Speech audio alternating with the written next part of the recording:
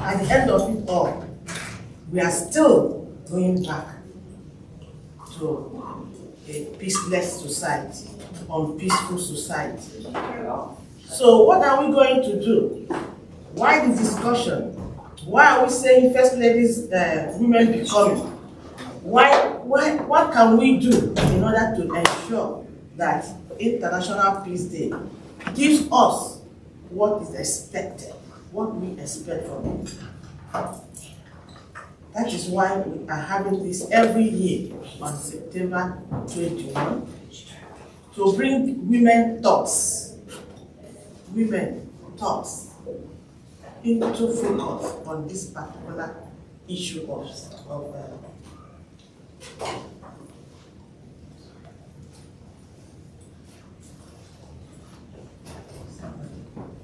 to bring women their thoughts on focus on what we are saying about peace. You know, each time I hear about my country, Nigeria, and Boko Haram, the first thing I ask myself, is these people, or are these people not from the womb of a woman? It puzzles me. Did they not suck the breast of a woman? So why are they going to this extent that even the life of their fellow human being, they are not interested, it's not their passion. They can come to a big building like this and kill everyone, they don't care. Which planet are they from? Where did the one that come bring them from? That is the question I always ask myself, and I ended up not giving the answer. Because the thing continues. It even happens here. Somebody will just wake up and take a gun to a school and shoot children in the school.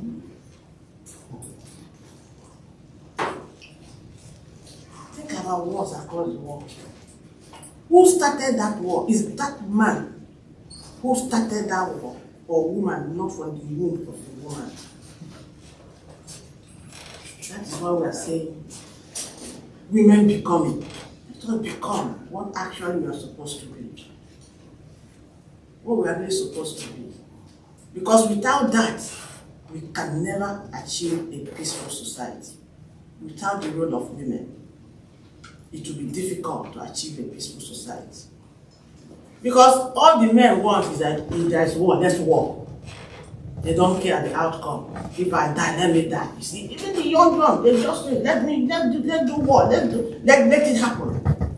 But God gave women that spirit of a peaceful spirit that will always want a way to fight that. Think of what happened in the past in Liberia. It was the women that stopped the war. Not the men were ready. Even when they are killing themselves, wounding themselves, cutting themselves, they are still determined to control. But the women came out. Now, if women are not going to come out in this era, at this time, conflicts will continue. And our children are not safe. Because you don't know when it's going to come, how it's going to come, who is going to be becoming. So September each year, the First Ladies Women Becoming is an initiative of Africana Women Working Group at the UN, a network of organizations with Economic and Social Council, special consultative status at the United Nations. The mission is rooted on becoming something to make something happen, having insight into self-determination and reflecting on what we are committed to do.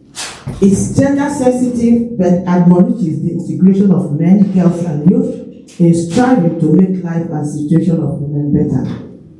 Africana Women Working Group at the UN has the responsibility of providing education, information, and training on the United Nations, the development goals, and rebranding and mentoring organizations along the UN agenda. Our programs include NGOs Executive Education, My Sister's Health Watch, First Ladies Women Becoming Executive Education Consultancy. So this is just what we are doing today as part of our Africana Women Working Group, that our initiative of First Ladies women becoming. It's not that every woman is a first lady. So that's why we don't pack it as an executive, political or appointed first lady position. Every woman who is a woman, who has responsibility as a mother, as a wife, as a sister, as a woman, is a first lady. And that is why we want to bring them into focus in progress. In trying to understand what we need to do in order to ensure that we play our own role to ensure peaceful society. So again, every September 21, we bring together First Ladies, Women Becoming in order to discuss these kind of issues that confront us in the society. Because if you say it's not you, who else? If you keep quiet that you are not involved, you don't know tomorrow.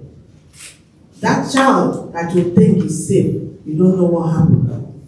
So what we are going to do is keep on trying, but be more pragmatic. Be more pragmatic. We all have initiatives, we all have ideas, we all have to one area or the other. But let us be more pragmatic to see how best we can make contribution to our society. So September 21 each year allows opportunity for the global community to experience in-depth concerns on the growing menace on peace and security across the world.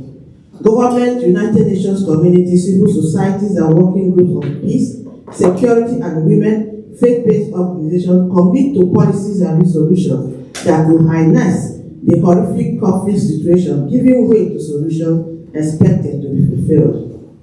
The theme for International Day for Peace 2022 is End Racism, Build Peace. End Racism, Build Peace. With the mission to work towards a world free of racism, racial discrimination, and where compassion and empathy overcome suspicion and hatred. In his pertinent concern, the U.S. Secretary General Antonio Guterres has said, racism continues to poison institutions, social structures, and everyday life in every society. It continues to be a driver of persistent inequality, and it continues to deny people their fundamental human rights. It destabilizes societies, undermines democracies, erodes the legitimacy of governments, and the linkages between racism and gender inequality are unmistakable. The drive, however, is to seek for lasting solutions to various forms of conflict, insecurity, and achieve peaceful harmony for humanity. The global community has continued to call for solutions and strategies to achieving a peaceful society. Africana Women Working Group at the UN, a network of NGOs in special consultative status with Economic and Social Council at the UN, and Ms. CARICOM International Foundation has continued to utilize education through training and workshops to provide knowledge and resources that will help these organizations and Office of Women in Leadership and Political Positions to contribute to solutions that will bring peace to their community. Through our First Ladies Women Becoming, issues relating to peace and security are given thoughtful processes to build critical thinking faculty that will encourage the continued work on women, peace, and security across community. This year, we are focused on the theme, Model Approach for Women on Global Peace, Security, and Transformative Pathways. The team will explore important models for women, young people, and civil society in approaching sustaining peace, noting that inconsistency of women's engagement in peace processes, politics, governance, institution building, rule of law, the security sector, and the economic recovery, women need to be enriched adequately to work towards solutions. Gender-responsive capacity to include specialized skills to meet women's urgent needs and expertise in rebuilding state institutions to make them more accessible to women and girls and less prone to gender-based discriminations. So without wasting more time, as our time is just 9 a.m., I want you to understand that we are now starting this program with the first speaker and a woman activist and a gender and peace advocate, in coming to give us education on end racism, build peace for women in global community. I call on Jocelyn Gay.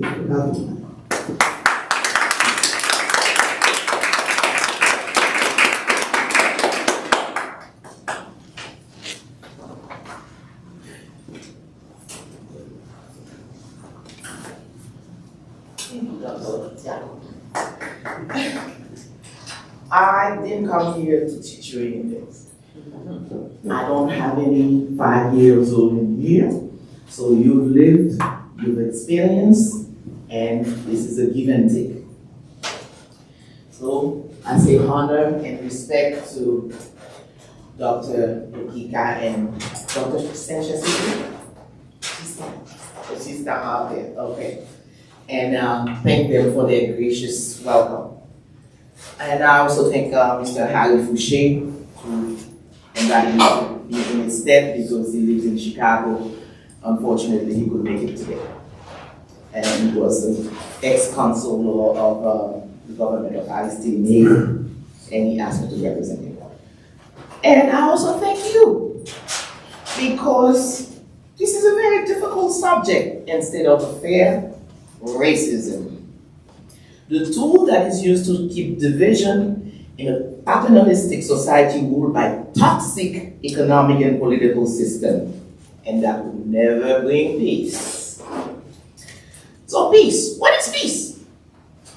Not P-I-E-C-E, because my accent is definitely might give that impression. It is said to be freedom from disturbance, the state of or atmosphere of tranquility. Who doesn't want that? But can we achieve it in a society where there are so many challenges to face, challenges which cause serious traumas and practically cause every attempt to better the condition of humanity to almost come to a standstill? Can we? We've been climbing the ladder backward. This is a saying of Haitian. And I add to that, we're climbing the ladder backward with another ladder in our hands. That's how tough it is. It was said by the progressive Republican senator of California, Hiram Johnson, in 1918 that the first casualty when war comes is the truth. But women and children are casualties too, okay? Causing the family to disintegrate. What is war? Is it just shooting or stabbing or dropping bombs on people? Or going after people because they sell drugs? Definitely not. Humans, like other living beings, need food and shelter among the basic needs people need. All right. A nation that doesn't ensure that its citizens have these is not worth existing. And is also at war with the citizens, not giving them food and shelter. But once these very basic needs are met, people still crave for acceptance by the people in their environment. That's why we keep clean, we wear nice clothes, we try a very comfortable bed, we live in this quote-unquote safest neighborhood, we like to wear perfume, jewelry, we educate ourselves in the best school. That way? No, not me. And get the job that gives us status. The vendor, for example, is part to display his or her best pineapple. And I have this older gentleman that I used to do therapy with in a nursing home. Every 3 to 5 minutes he would say, do you know that I used to make ribbons for Woolworth? He said it, because that gives him worth. All beings, not just human, need TLC, tender loving care. And this is valid among the aristocrats, the bourgeois, the people working the farms, in the factories, cleaning the sewer, selling in the marketplace, or in the street, and everybody. When we don't accept each other's worth, this is also war. However, Do all of us have the possibility to maintain the feeling of self-worth which makes us feel secure? Of course not. Let's start with women, all of us women. The mothers of humanity should start at the basic. We start working since we are girls because the created perception is that our brains are wired to automatically know how to cook, clean, wash the dishes and the clothes, and certainly later, and certainly later make babies. Is there anything in the male brain that said the men cannot do these things? Have you ever tried to find a man and see that they cannot cook, clean, and do the dishes? They cannot make babies, of course. Now, we keep on raising our girls to always be at the beck and call of the entire family and expect that they will always have enough strength to achieve in school, in sports, in scientific endeavors, in the workplace. As far as the sciences are concerned, we prefer to have girls use superstition to make rational decisions instead of reason. One certainly doesn't need to learn to osmosis. Practice is needed to be proficient in anything, and girls and women are capable of doing so.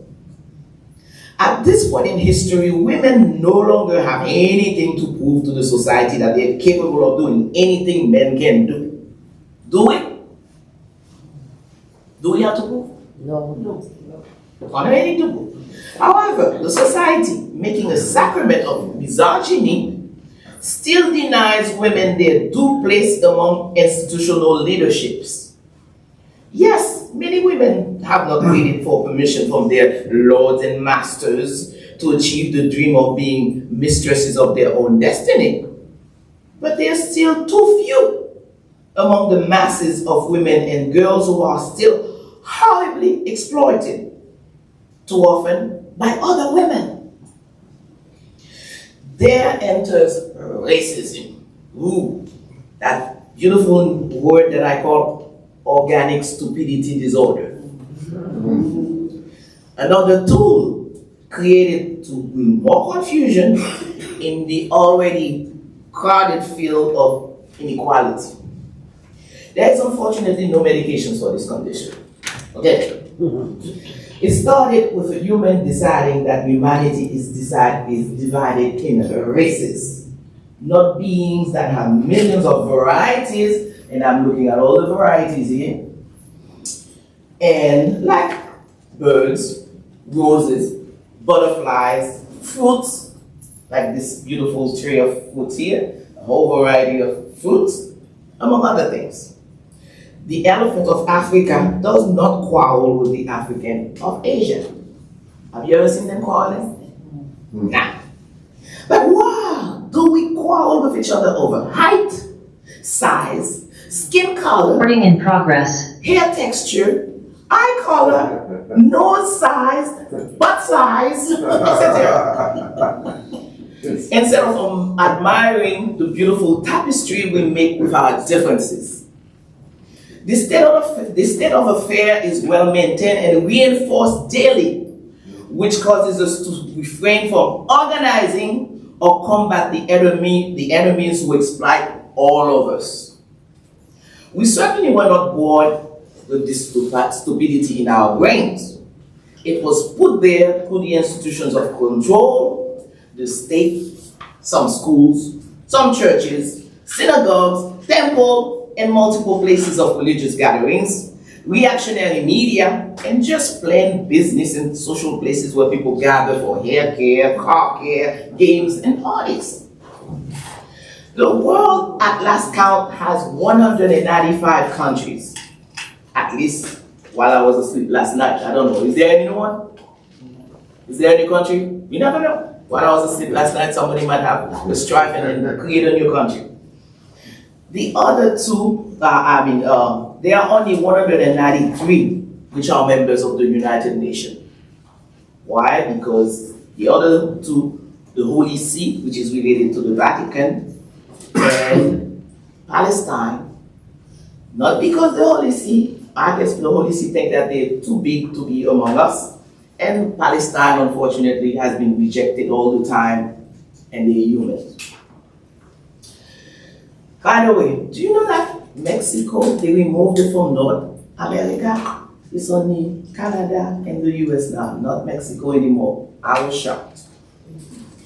So I have to change my geography. This gathering of countries have not been able to stop wars because one of these nations in particular, and we're living in it, make money on the conflicts between countries with no regard to how many human beings become miserable, hence incapable of achieving peace. In the middle of this confusion, I love it when the Jamaicans say it, confusion. How can women really thrive? Well, like all persecuted people, we have to organize. We have to organize. Don't we keep on repeating, and Federal Douglass's quote, that power consists nothing without a demand, it never did and never will. Right? He knew because he was in slavery and he has to escape. The institution which decided to use people worse than beasts by beating them senselessly, have them work for nothing all day, rape them in the process, and place in their heads that they deserve neither honor nor respect, hence that they deserve to have their dignity trampled upon. Did anything change in the fight for one's rights? I think so. One cannot have peace without justice. When you go to demonstration, isn't that what is being said? No justice, no peace. No justice, no peace. That is true. First, the myths which make girls learn very early that they are not valuable have to go. Like the one that they came from the rib of a man. It's totally against science, and they have to learn to be familiar with their bodies and how they came into the world. They are the future mothers if they so choose, for heaven's sake. I know this professional who was married with 2 children. Well, ladies and gentlemen, she did not know that the entrance of the vagina and where she peed were 2 different entrances after having 2 kids. It's not her fault. They never told her. Okay. With proper scientific knowledge about their bodies, girls will be at ease enough to discuss their sexuality without shame and feeling that they're dirty when they have their period, and be able to say a firm no when they feel that they're not ready to engage in an intimate relationship. The truth is repeatable, isn't it? And it is more to girls' advantage to deal with something that they can prove every day. Women also have to learn or not forget that they're the mothers of humanity, that the female came first. It's another myth that has to be broken. That women are the first sources of food, the first educators, the first doctors, the first managers of the family's finances. Isn't that true, ladies? Yes. So, with the meager resources that most of women have, they would still be able to create agribusiness institutions if they are farmers, work together to create a corporation of vendors to sell their wares more comfortably, create businesses to take care of each other's children, to sew for each other instead of a factory that pays them $6 a day. That's what they pay in Caracol in Haiti. Okay? They took all the land from all the peasants that live in that section of Haiti, and then the factory came and paying the women $6 a day. Now, who can live with $6 a day? Anywhere? Raise your hand if you can. Okay. So, the women can also teach their daughters very early how to defend themselves from violence, especially against insecure bully boys and later men who usually prey on them because they consider them weak. War is not civilized, but self-defense is a sacred right. And women can also advocate without undue fear, to get better salaries when they work for someone else. Girls should learn from enlightened elders that they can walk out of institutions that belittle women. Women are mostly the backbones of all the institutions. They just don't get the credit. If women get out of church and synagogues and temples, they'll have to close. Teach girls to make their own decision if they want marriage, children, or not. Reject the mutilation of girls' or women's bodies in the name of so-called culture. Slavery, burying a wife and children with a deceased husband, incinerating someone because you don't like them were also cultural. Do we want them? I don't think so. They're crimes against humanity. As far as racism is concerned, call it what it is. I call it, as I said, organic stupidity disorder. To constant education starting from preschools, make it a condition that no one wants to be in. There's no medication or cure anyway. Respect everyone's expressed identity, heterosexual, LGBTQ, and so on, but don't allow anyone to disrespect you because of your appearance or substance for that matter. You came into this world all alone, but naked. You're going to live it all alone, maybe well dressed. Okay. If your body can be found and you don't choose cremation like I did. Between these two events, your body is yours to do what you want with as long as you don't hurt someone in the process. Fear leading to feelings of insecurity is the poison that makes some humans forget that they deserve love, tenderness, honor, and respect, and use violence to achieve their needs. Fear. Result of trauma passed on from generation to generation can also cause this. However, long-term incarceration and death penalty to those who engage in violence because of anger, leading to poor impulse control, will never be the solution to reaching peace and security. If this was so, where we're living will be a heaven of peace, and we know better.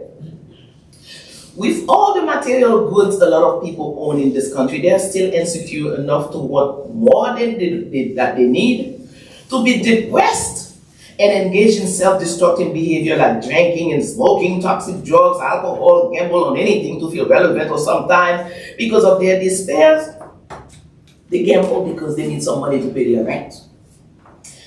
And they engage in gossip to put others down while trying to live in somebody else's life. Okay? I've seen something like this. I was with my son and then he showed me these people who were trying to have some kind of challenges. They put a lot of crates on top of each other and they were trying to stand on it to see who would stay on it the longest. Now, are we achieving anything with that? I don't think so. Some human beings have been destroying their cocoon, this beautiful planet called Earth, at a fast pace because of their feeling of insecurity. They want so much more that they don't need, that they are causing more havoc with the weather and the planet, and this then causes more insecurity, like unexpected fires, floods, tsunamis, hurricanes. Haiti knows all of it. They are unable to feel reassured that there is still enough resources on this planet to feed everyone comfortably, house them and provide them with good health care and jobs that they can live on, not survive on. The more people are well educated, not just with learning, the more secure all of us will be. We will be able to exchange wonderful ideas with each other and enjoy each other's differences. Look at where peace is basically is where most people are educated. I'm not talking about, as I said, book learning. If one is not able to accept oneself, how can one be tolerant of other people's differences? The fear and insecurity have to go so we can live with each other peacefully and not self-destruct. Thank you very much.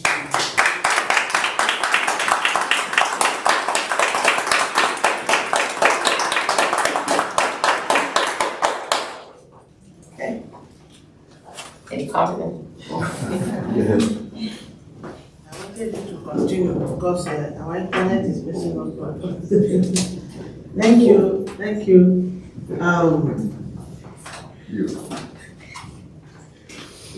Yes, end racism build peace for women in global community. How can women, in summary of what Jocelyn just said, looking at the women themselves,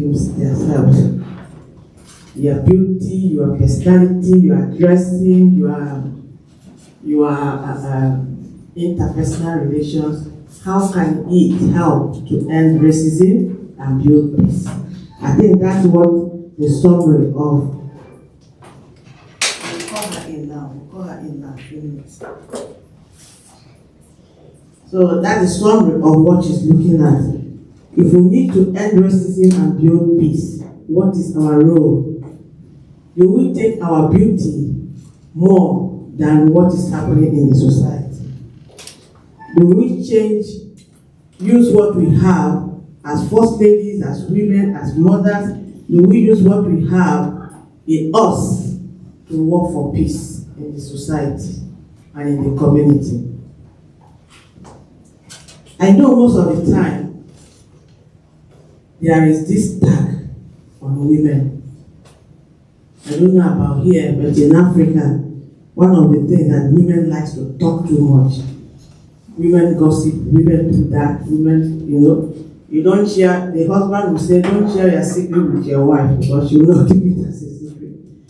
So, these have been going on, but in the interim of this present decade of what is happening, do we use more of that negatively or utilize it positively to fight for this global cause? I think that is our concern. And that is the area that Jocelyn is trying to look into. Looking at us as women, what can we do? Using what we have. Using what you have. If you are a good wife, what do you use it for the society? If you are a good mother, how can you utilize it? If you are a good woman in leadership, you have a position, you are given a responsibility, how can you utilize it? This is what is going to be our main concern. Because the word ending racism is not like tea and bread. It has a lot for us to do in order to end racism.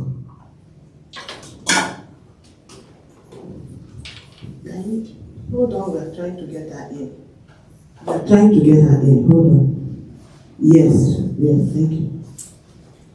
So that is one of the concerns we need to look at. We need to find situations where we can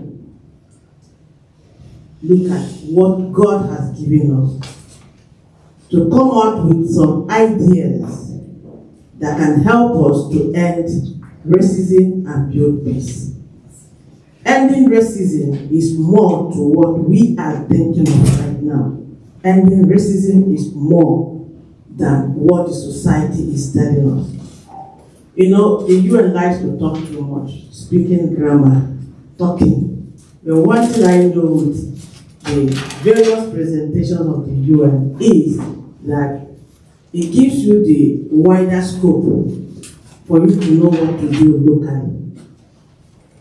It gives you the wider scope to explore and pick the things you can do in your little area, in your little zone. And that is why the umbrella continues to strengthen the work. And this time we appreciate them for trying to encourage women more in what they're doing. So, with the internet still having problem, trying to bring in Her Excellency from Nigeria to give her her presentation. And the next speaker just walked in, and I need to bring her in. So, Tiffany James, I know you are just coming in, so can you come up here? Sure. Yeah.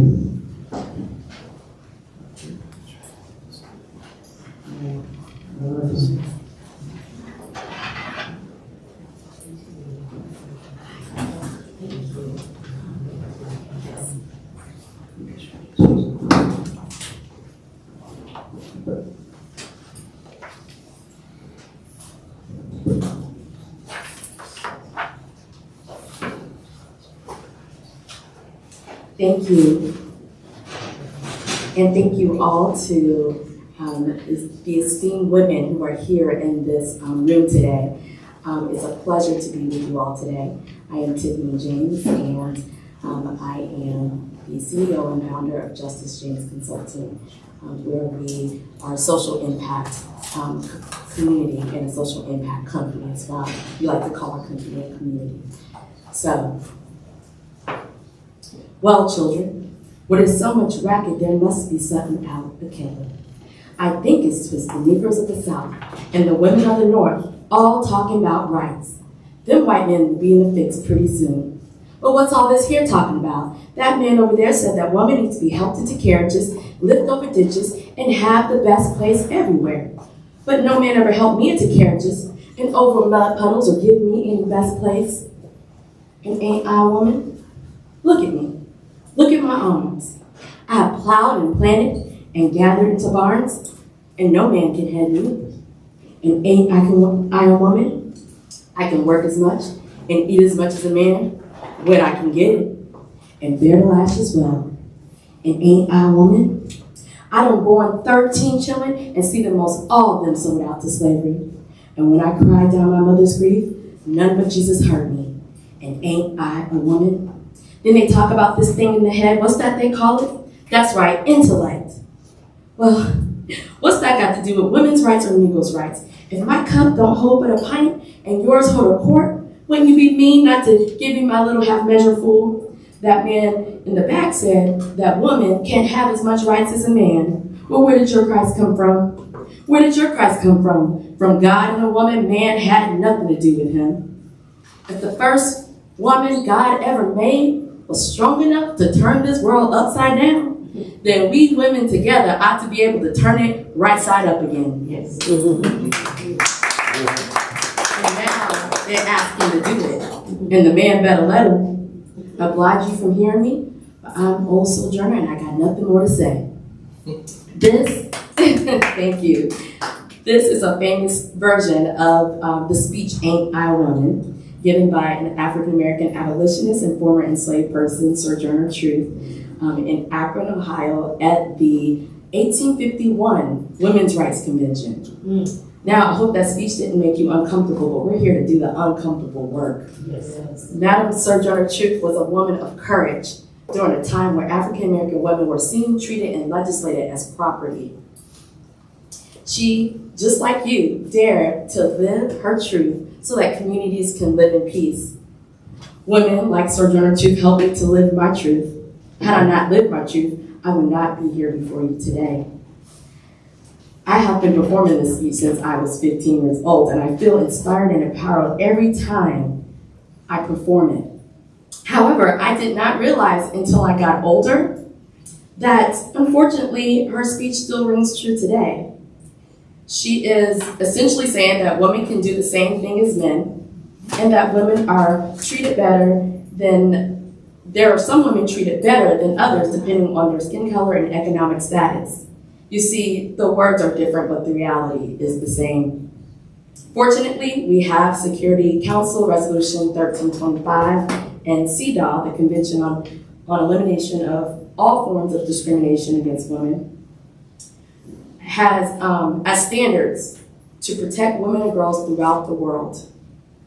We have to continue to make sure that these policies are not just words, but that they are reality. UN Women states that while the resolution 1325 provides a political framework and outlines goals for making women's participation and gender perspective relevant to all aspects of conflict prevention, management, and resolution, it does not provide detailed normative or operational guidance about how these goals should be met. And that is why we're here. We are the chosen ones to ensure that this is a reality for every woman and girl across the longitude and latitude of this world. Though these policies should be lauded as an advancement in humanity, it was not signed and ratified by every country. It also does not stop the atrocities that are taking place against women. We now have the blueprint of the policy, and we must continue to enforce the practices. Women still face innumerable violence in our communities. We are still facing violence at home, school, work, the healthcare system, abortion clinics, crisis zones, and while we are traveling. On top of this, COVID-19 compounded already existing issues. How can we have the best place everywhere, as Sojourner Truth said in her speech? We must organize communities for peace in order to protect ourselves and our communities. Our communities do not need a savior. Our communities need partnership and resources that are owed to most of the colonized world. We need finance communities. If more funding was invested in training for economic and educational and healthy well-being, communities would be sustainable and resilient instead of investing in war. We could be proactive in preventing violence women suffer during wartime and also due to improvised conditions. We need less peacekeepers and privatized care and more funded community leaders. Outside peacekeepers should exist more to work with the leaders of the community and not for them. They should aid in providing the resources, the life and survival skills training, and then move out of the way. My Aunt Carol is the caregiver of my family. She has been at the hospital at baby deliveries and at the bedside during the end of life of a family member, like my late mother, Josephine James. She goes from home to take care of babies, family members, and people with special needs, disabilities, and family members who are experienced or who have experienced their end of life. What would it look like if she was funded to care for our extended family like she does to this very day? What would it look like if we funded women to care for their communities?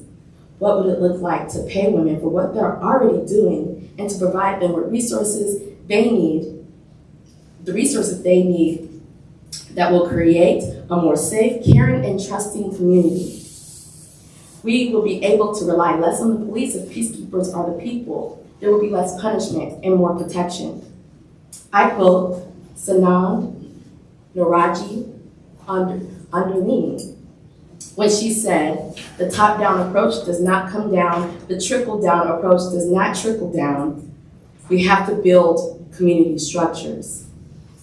If our communities have community structures in place before COVID-19 pandemic, we would have less death, hospitalization, and severe disease such as long COVID. Because we do not have strong community structures and care infrastructures in place, COVID-19 continues to spread with new variants causing widespread infection and illness. A global commitment to women, peace, and security must involve enabling local trusted messengers who can engage their own communities in emergency response and help protect lives and livelihoods throughout their countries. COVID-19 has ravaged through the world, taking millions of lives and leaving countless of others with long-term associated illnesses like long COVID. And we know that marginalized communities have been the most impacted by COVID-19 due to health inequities and lack of trust in government and the medical field. Additional community-level strategies must be adopted in order to protect our communities from man-made and natural disasters such as COVID-19. This could include a bottom-up strategy that intersects with the existing top-down strategy. This strategy could facilitate in the information and resource flow that enables robust protective measures at a community level. By having community-level active representatives, we can create trusted messengers that will facilitate information and resource flow. With creating this pipeline of trusted messengers such as faith leaders, teachers, and other community leaders and members, we would be prepared for current and future pandemics. People can be trained and recruited from NGOs and other organizations worldwide. And in my work in doing this at the local level, I'm already seeing a difference in information flow, which help community engagement and implementation of protective measures. We know that this works because in South Carolina, we launched our community care campaign where we go door to door canvassing. We do care canvassing, asking people about their household and community needs. We have helped a woman connect with her school board member in order to address an issue about transportation for her special needs child. The neighborhood president heard about the work that we were doing and joined us the next time we went canvassing. She's invited the rest of the residents to join us. So now the residents are caring for each other amongst themselves in their neighborhoods. During our care phone banking, we were able to provide diapers for an elderly woman who was not able to get them herself. We meet people where they are in their communities and learn about their needs and their concerns in order to fill in the gaps and help them. And we know that we're not there for them, we're there with them. We pay stipends for people who agree to get volunteers and become care captains of their own communities. But it was clear when we were canvassing, mostly women came to the door. Mostly women responded. Mostly women answered the call. Mostly women are ready to do, as Sojourner Truth said, turn their communities right side up again. With programs like these, we will continue to rebuild trust in government entities where communities have ownership over their own emergency and health responses and that are active partners. It will also create a pipeline that will be proactive in protecting our communities from the bottom up and prepare us for any future health and conflicts in our countries. This is one way that we turn the world right side of the room. And you're doing this work every day in the work that you're doing. And as we face looming threats of long COVID, future pandemics, climate change, and civil and cultural wars, being care captains of our own communities will save us. It will save time, money, and most importantly, it will save lives. As we are caring for our communities to provide peace and security for women, remember that when Black women and girls thrive, women and girls of color thrive. And when women and girls of color thrive, everyone in their community thrives. And when their community thrives, everyone else in the world thrives. It is simple. We must meet the needs of Black women and girls in order for the communities to thrive, for the world, the entire world, to live in peace and security. We can create this world together and turn this world right side up again for Sojourner Truth, for my mother, Josephine James, for you, for me, and for our future daughters in this world. Thank you.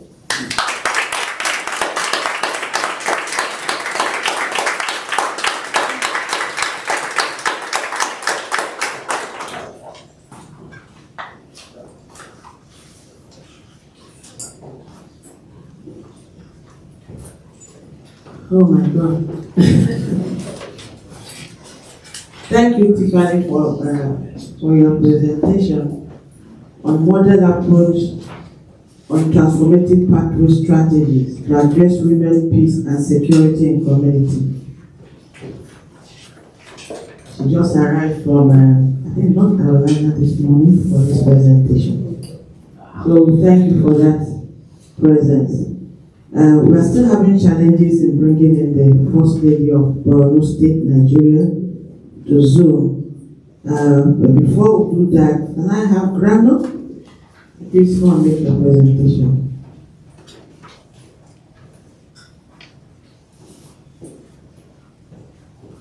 Recording in progress. Thank you. Hello everybody, my name is Caitlin Grano and I am so excited to be here with all of you bright, resilient, and just powerful minds today. Looking around the room, I am just ecstatic, and I am a 22-year-old woman from New Jersey, and recently I graduated college in May, and as I've been going through job interviews and 1,000,001 questions, and people ask me, you do a lot of work with the United Nations and you go to a lot of these conferences, do you think that this is something that you can juggle with a full-time job? And honestly, I was so scared of that question until I realized that United Nations and conferences like these and conversations and more importantly dialogues are the most energizing and enthusiastic part of my life. And I think that that is really important about the conversation we're going to have and we are having today. The model approach for women in leadership on global peace, security, and transformative pathway, there's no one right answer. And I think that's something that I found for myself. I'd like to talk a little bit about kind of how I've come here today and why I'm here. And I started off, I have 3 sisters, and my dad likes to joke, he's bald on top of his head that we gave him his haircut, but, I can't really argue with that. I come from a household where my dad is first generation, and as soon as he can pick up building blocks at home, he can pick up the building blocks at work, and he has a small construction business, so we go to work and lay concrete and build steps and patios and anything that you really could need, and that really taught me a different form of communication and the different pathways that you can take your life with.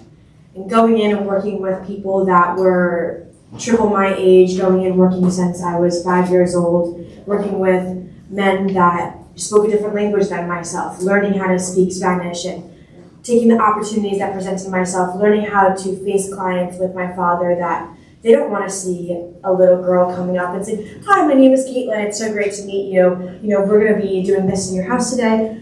Here's the outline of the contract and this, and this." They're like, "What did you just say to me?" And they're like, "I'd like to talk to the guy who looks like he has 15 calluses on his hand and looks like he knows what he's doing." And I think that was really a transformative moment in my life, realizing that even though I am very knowledgeable about this topic and I could build you a set of steps right now, that perception is not always something that's taken as its level.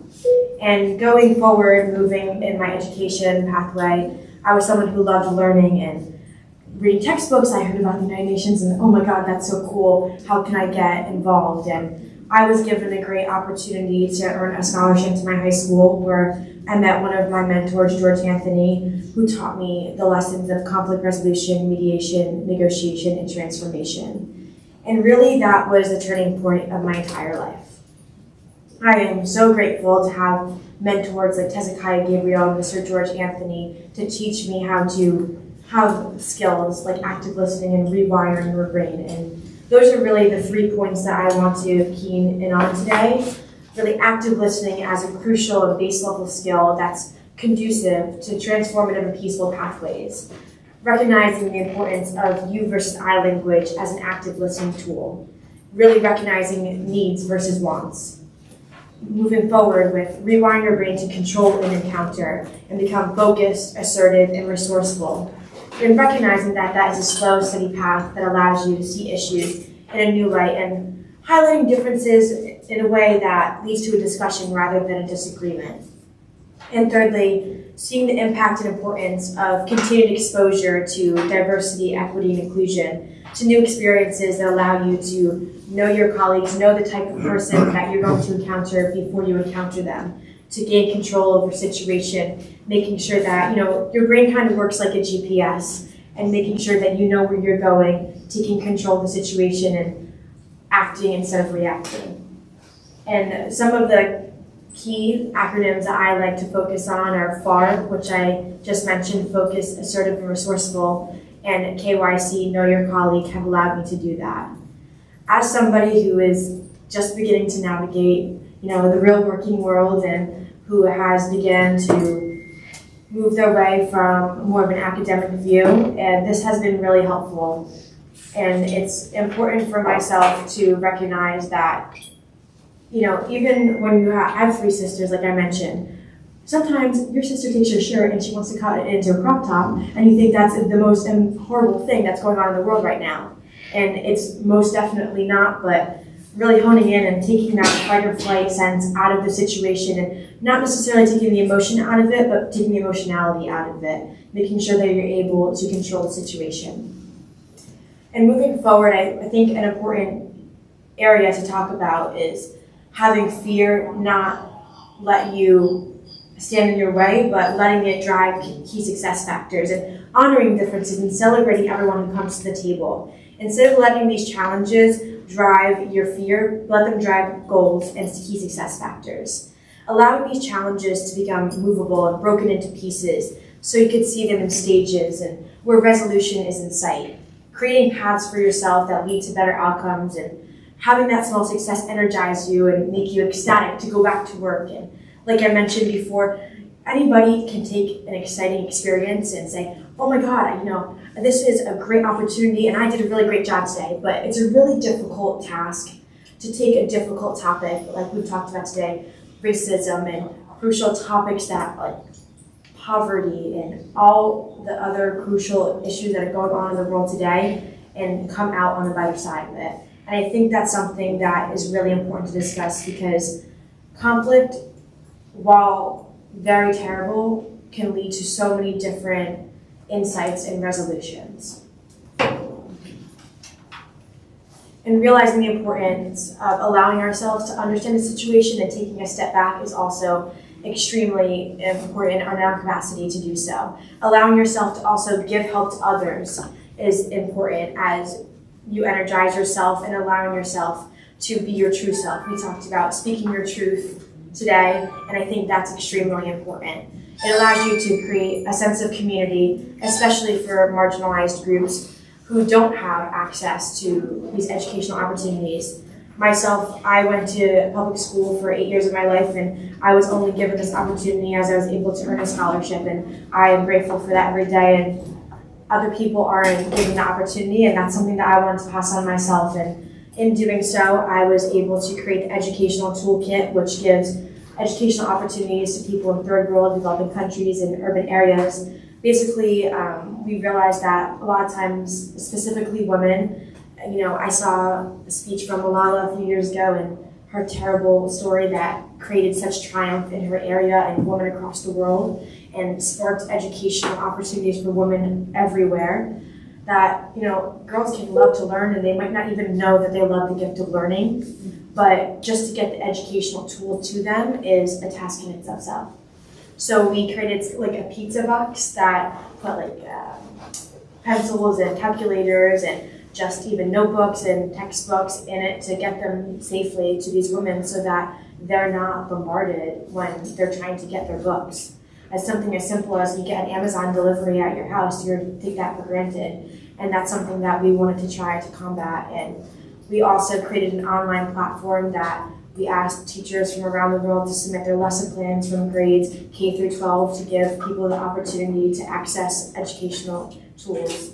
So going through, and I think really that communication has been so key in my own journey and talking to other people and reaching out to youth in the educational opportunities that we just need more communication. And I think that as much as I love to speak about the youth aspect of it and how myself I've been giving so many opportunities, that the intergenerational part is so key. That I wouldn't have the platform or the opportunities I have today without intergenerational communications. Not even just dialogues, but I think the communication is so key.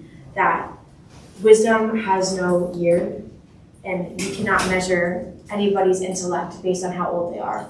And I think that is such a transformative message for young women specifically, because you can have so much passion, but if you don't know how to put it into action, then you have no opportunity. And really allowing all parties to be heard and really create space for better understanding. And going into that, I think that conflict mediation and transformation has been the highlight of my understanding and my training so far. I've had the opportunity to be on the Youth Representative Steering Committee in the Department of Global Communications and working with such bright minds like Hawa Diallo and working under the Secretary General has allowed me to meet people from all walks of life and really try to understand what do people around the world need. Because I don't have the same needs that my sister does, let alone somebody that is halfway across the world. And I think that's really essential to understand. And one way to figure that out is through conflict mediation and really just understanding a 5-step method in order to understand and to have a clear line of communication. So I'll just go through that with you guys really quickly. It's something that's really helped me to even have just general communications with people and allow people to use their attending skills and really build their toolbox and characteristics that they want to present themselves and be the best version of themselves. So the first step would obviously be to establish ground rules and lay out their needs. And I know we talked about needs versus wants and being clear and explicit of what you need from this encounter as to not get sidetracked and to make sure that everyone is establishing what the outcome it needs to be. Next, the use of attending skills and the value of silence is really key in this. because anyone can talk, and I know I've been talking for how long, and my mom says that I can ramble, and she says, you should be an auctioneer one day, because, sometimes you talk so fast, but, really listening for understanding, and listening without interruption, and repeating back what someone said in a softer language, not just in a tone, but making sure that you're checking back in, that you have understood the person correctly, I think is so key, and has personally helped me, because I could say something, and I use the example of my sisters again, but I could say one thing to my sister, and she could say, well, Mom, Caitlin said this. That is not what I said, and, then there's automatically that fight back, and making sure they say, if I understood you correctly, you said X, Y, and Z. And repeating that back, and sometimes they might say exactly what you said, and be like, you know what, actually that is what I said, but that's not what I meant. And even for yourself, that rewiring of the brain that I mentioned before, and it's really just, sometimes you need to hear it out loud. So the next step would be getting past those emotions and getting to needs, and really understanding what it is at base level that you need that is crucial, and helping seek those solutions as the next step. And brainstorming, okay, where do we go from here? What do we need? What do you need from me to make this work? And going back to that you versus I language, not saying, you did this, you did this. I understand that this is how I made you feel. How can we move forward from this? And changing that language, just that switch, not being on the offensive, not being defensive, but really saying this is a situation where we're both in this together. We both want to come to a resolution, not necessarily an agreement, but transform our situation. And I think that realizing that transformative part is so key. That, as much as we all like, we're not always going to come to an agreement. And an agreement is not always a healthy situation. That everyone needs different things. And we can have a resolution that helps both parties. Really what it boils down to is just getting the gift of education and these tools to people that need them. I, unfortunately, if I didn't go to my school, wouldn't have had these tools, and I wouldn't be able to be here today. And I was a resident assistant at my time at school, and unfortunately, no one comes to you if they're having a good day. So, either somebody's locked up in the room, or it's an unfortunate circumstance of life-threatening situations, and these tools have really helped me to save people's lives at school.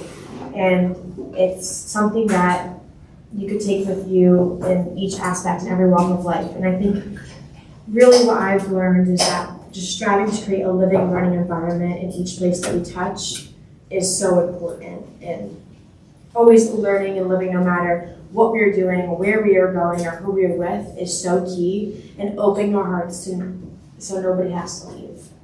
I think that the most transformative part in anything that we can do is to facilitate dialogue that increases our understanding of differences to come into a common humanity. And having that living learning each day, striving to do good and do well. And that's something that, a short little quote that I lived by, was my senior quote, and it sounds kind of, oh, your senior quote, but do good and do well is something that I take with me each day, because, do good for yourself, do well for others, and each day make sure that you have that clear view, that you're relieving stress within yourself, that you're allowing for more flow of thought, that you're prepared for each discussion that you're entering into. And at times that can be hard because we have a million things thrown at us in each day, and you can never anticipate everything, but there's always a resolution or a transformation in sight, and breaking it down makes it possible.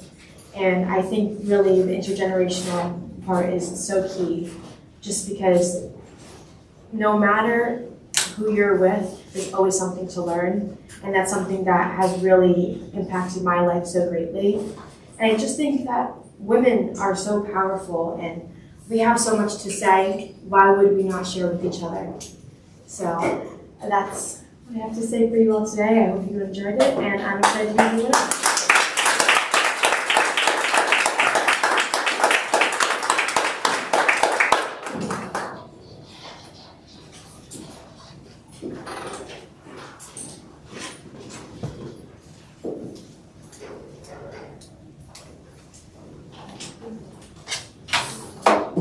Good morning, everyone. Good morning. Morning. My name is Lisa Scott, and I've been invited to come here today. I was actually supposed to be doing your welcome, but I had 3.5 hours of commute from New Jersey, so pardon my delay in getting here.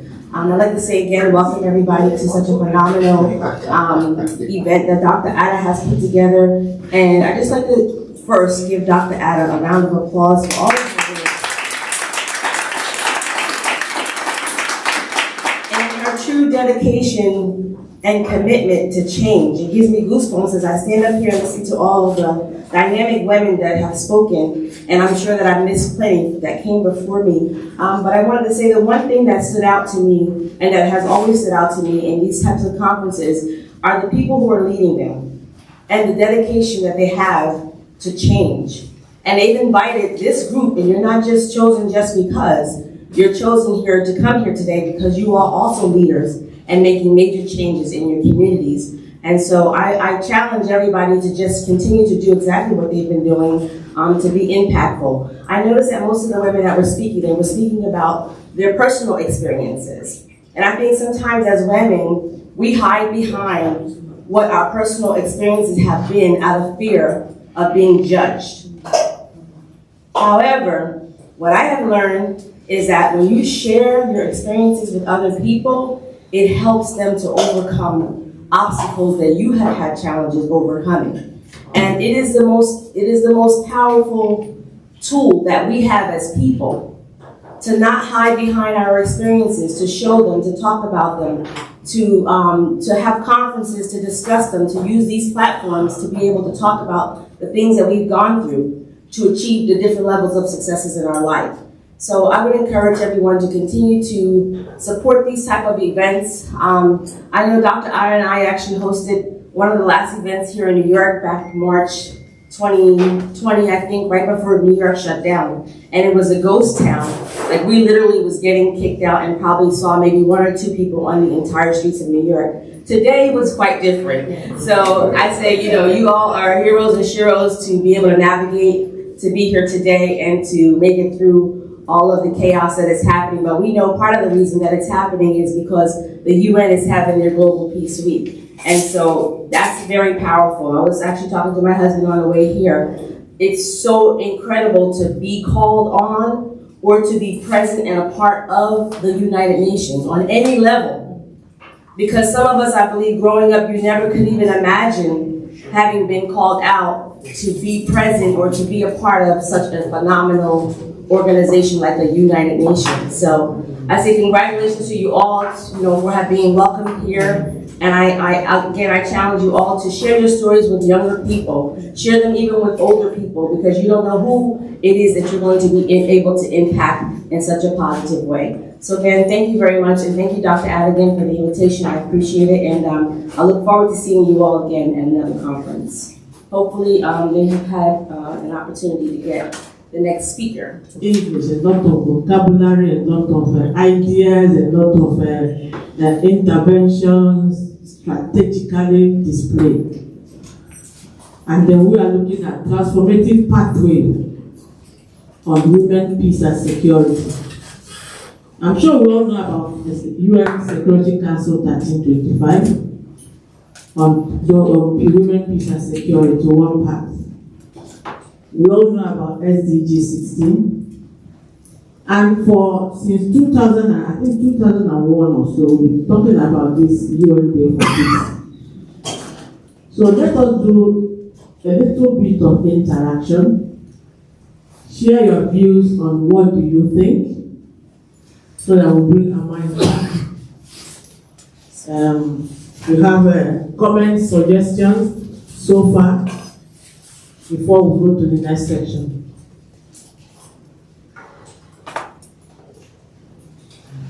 Nobody wants to say anything. It's like we are not really concerned about the global conflict going on. Yes.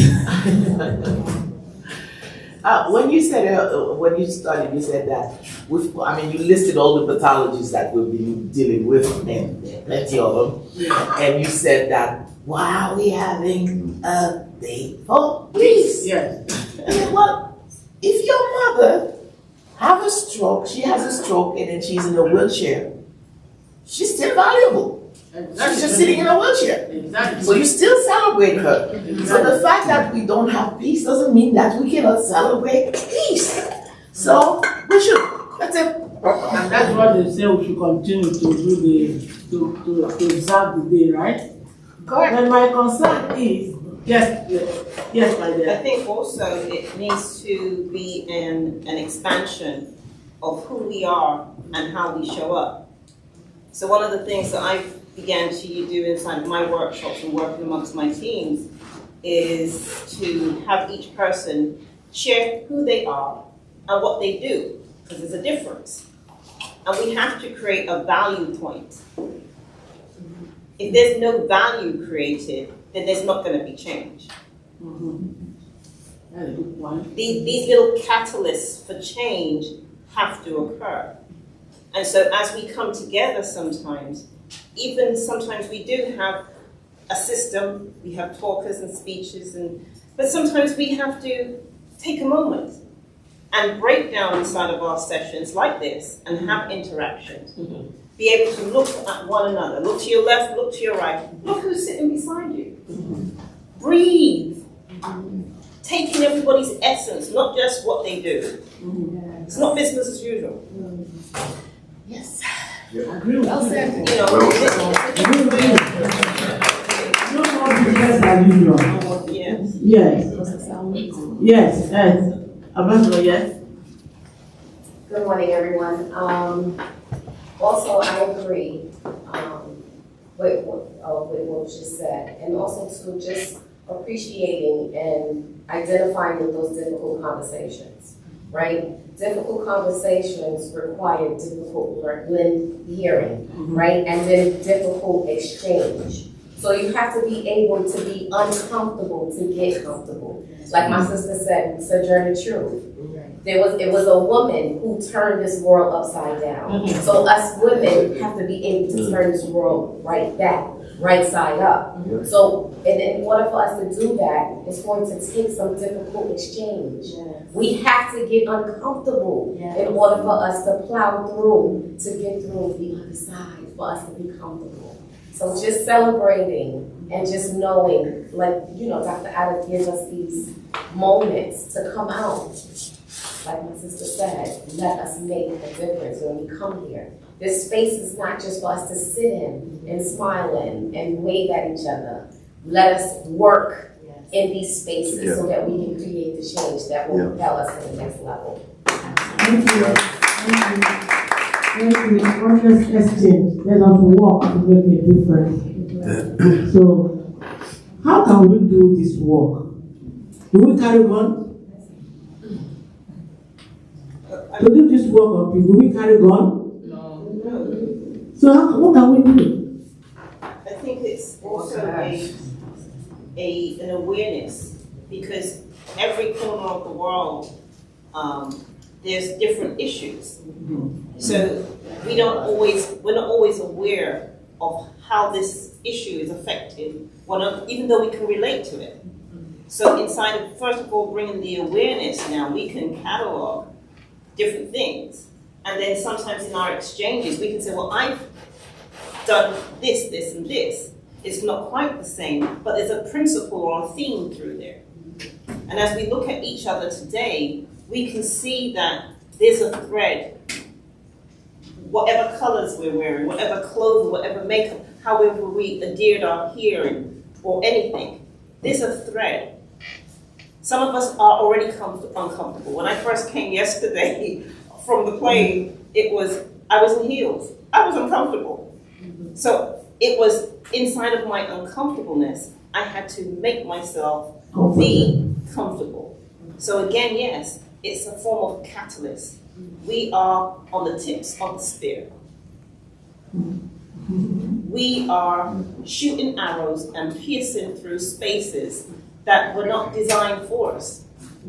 So if we can have a vision and a capacity to envision it differently, have these discussions, be strategic about our action plans. That's why we're looking at modern strategy. Very much We so. need to be strategic. And everybody has a part, everybody belongs, and we're enough. We are enough right here as we are. You're right. Yes. And it's okay not to be okay, but we can't stay at home not being okay. Yeah. We have to move past not being okay. That's We right. have to move fast, right? Yes. You what do we have for the men? Yes, Massimo. Hello, everybody. So I wanted to say that I really appreciate a lot these kind of meetings because put people together and communicate each other. There is one point that people do not really communicate; they talk, and there is a big difference between communicate and talk. Talking, there is a lot of people that are talking, but communication is completely different things. Yeah. So we have to be able, obviously, to be listen, and really understand the thought of other people. Because otherwise you just talk about yourself and you do not listen the other. So I love these kind of meetings because, it's the way for me, since I was 5 years old, to go to bed without, my policy is never go to bed without one person every single day. So, and I love this because I have thousands of friends all over the world. And every day I try to add a new person. So today, oh my goodness, right? You have more friends again. I will have for the next month at least, Okay. Any other person? Yes. I took a great deal from Caitlin's speech around critical conversations, around really being intentional about I and you statements. And I think in order to have peace, before we can impact it on the world, we have to really ask ourselves, do we have peace within ourselves? And I think when I think about peace, it's this broad concept. It's something that has been talked about in many nations and it's politicized. But what is peace? I had to say before I came here today, I don't know what peace looks like globally, but I knew that when I did my healing, peace became my priority. And how I interacted with everyone was out of a personal commitment to myself. And so a lot of my friends tease me about my boundaries, but it's like I have to because I made peace my priority. So, and how I interact, how I speak, and what I expect from others. And so there, I feel like inside of that, there's an effect in my home, then there's an effect in my community, and then that's where we affect global change, is how important is peace to us, and how do we normalize conflict? So I think that when we think of transformation is, are we okay with conflict in our neighbor's home, across the street? Do we empathize? Do we have compassion? Because a non-war campaign can be just as violent as a war campaign. Is that one of the strategies? Model strategy. Starting with yourself. Because these people, take for instance what's going on in Russia, and some of the communities where we have, what do we call it? People who instigate conflict actions. I think the problem is that they lack self-peace. Because as I am now, I can't think of going to organize conflict and shoot for somebody. I can't. What should worry me now? What would I eat to get bigger? I personally get taller. Not how to go and kill somebody. How will I make my life better? So when you are in personal crisis, in psychology we call it personal catharsis. That personal catharsis leads to emotional catharsis. And the outcome of it is what? Unpeaceful person. And when you are to the extent that you cannot control your emotions, when you allow your emotions to control you, then what do you do now? You look for who to kill, who to displace. At times, I don't personally see peace as when you kill somebody. When you blaspheme, betray somebody, you're also causing peaceless environment. When you hate your person for no just cause, you see this talk about she's a stupid woman. What did she do to you? You cannot say. Just because you wake up, maybe you saw Dr. Ada, you hate her. And then you begin to destroy her from one point to the other. For no just cause. You begin to say all sorts of things. This is part of the Father. Yourself. Because if you are happy with yourself, why do you have to move on to destroy somebody? You know. Yes, the gentleman. The king. Yes. Let's look at something else though. I don't think is this personal inner peace or lack of it thereof that is causing a lot of the problem in the world when it comes to war. It's a matter of control, it's a matter of greed. First, control, we want to have control of other people's lives, their resources. The greed is that whatever else somebody has that we want, it doesn't matter whether, they say no or yes, we want to take it by force. And that has been the cause of conflict. So, yes, people are peaceful, but let's look at even the birth of nations. They are birth out of conflict. This nation, for example, look what happened between the Native Americans and the Pilgrims that came here. It was birth out of war. And it has perpetuated war all through. So it's a question of controlling other people, it's a question of greed. If we can solve those two problems, there can be world peace. Yeah, two ambiguous problem to solve. Yes, Dr. No, behind you. Oh, yes, go ahead. Okay. Okay. Hi everyone, my name is Guru. I'm not sure, I came late, I'm sorry about that, so I couldn't really listen to the conversation from, beginning. But then I have my own personal views, I moved to New York 4.5 years ago from South Africa. And obviously, every African child has a story, with challenges. And we come here obviously to seek for a better life. But then I met so many people that are people that they have influence, people that promise things that didn't bring to the table, they took advantage. They almost drove me to a mental hospital. Actually, I went there, I ended there, I almost had a mental breakdown. And there's so many young people that come here to this country seeking for a better life that are Africans. I'm advocating for Africans, that is, or immigrants for that matter. They struggle, they go through situations where they are used, abused, and overworked. I went through all of that. And not even a single one business that I've worked for in this country, and I'm a hard worker. That is actually taking me seriously or try to mentor me or try to make me a better person. They didn't. They just all used me and underpaid me. All of them. You understand? So those are the struggles we're facing as young people. It's so sad we come here with our dreams and then they get shattered. I was almost at the verge of losing my mind and giving up on my dreams if I didn't meet the people I just met 2 days ago.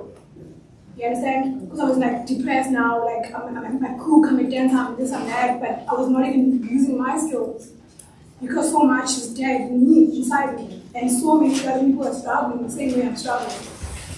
Yeah, so those are the issues, and many other more that I have too. Yeah. And I think she highlights such an important factor. Yes. Pretty much like my beginnings. I left from England as a 19-year-old student and came to New York, worked for Trinity Church, Wall Street, as an ambassador and working with children. People, when they do come in, male, female, children, even older people, are always taken advantage of.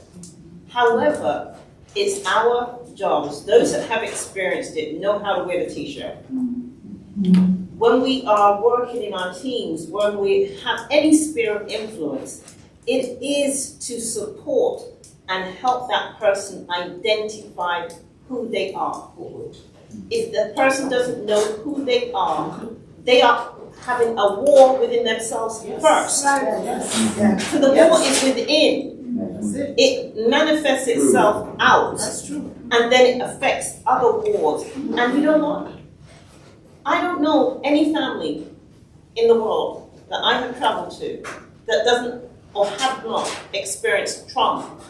So therefore, you have it in the individual, You have it with siblings, you have sibling rivalry, you have all kinds of dynamics.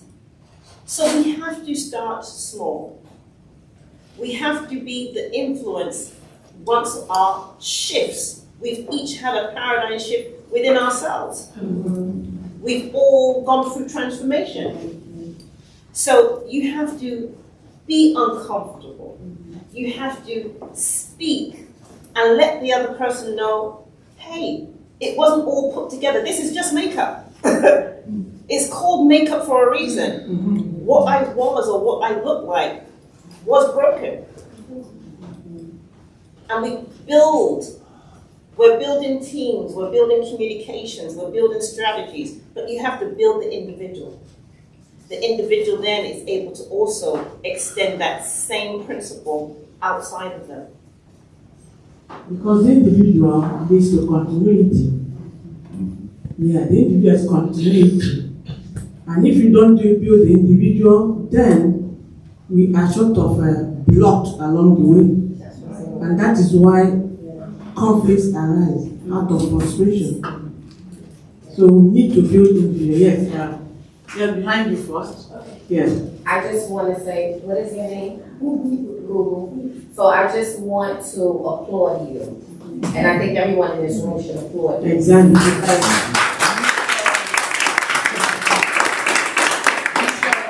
Strength, right? And that is the strength of a woman that we talk about. Yes. We can get up here and we can show our titles, we can show our degrees, we can show what we've accomplished, but some of us can't even show what's inside of us, what we're going through, what we're struggling through. Even as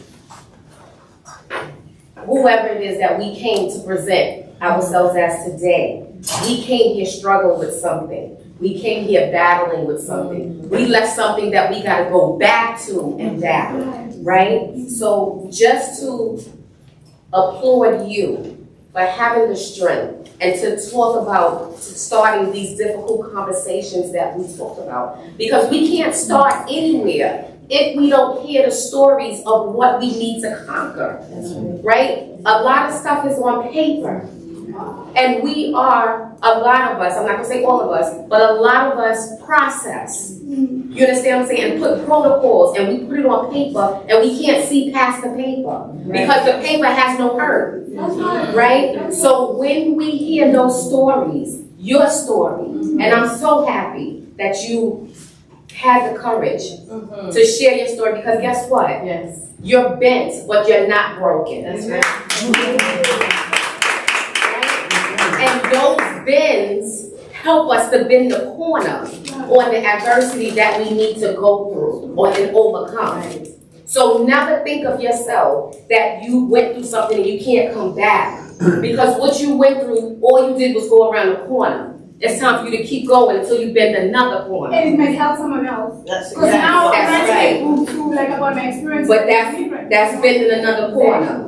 That's example of bending another corner. So you keep going until you continue to bend those corners. And when you know that you're not bending any more corners, you might not even be on this earth anymore. But as long as you're living, you're going to bend a corner. But make it count for something. So I thank you, Google, for sharing your story. Yes, true.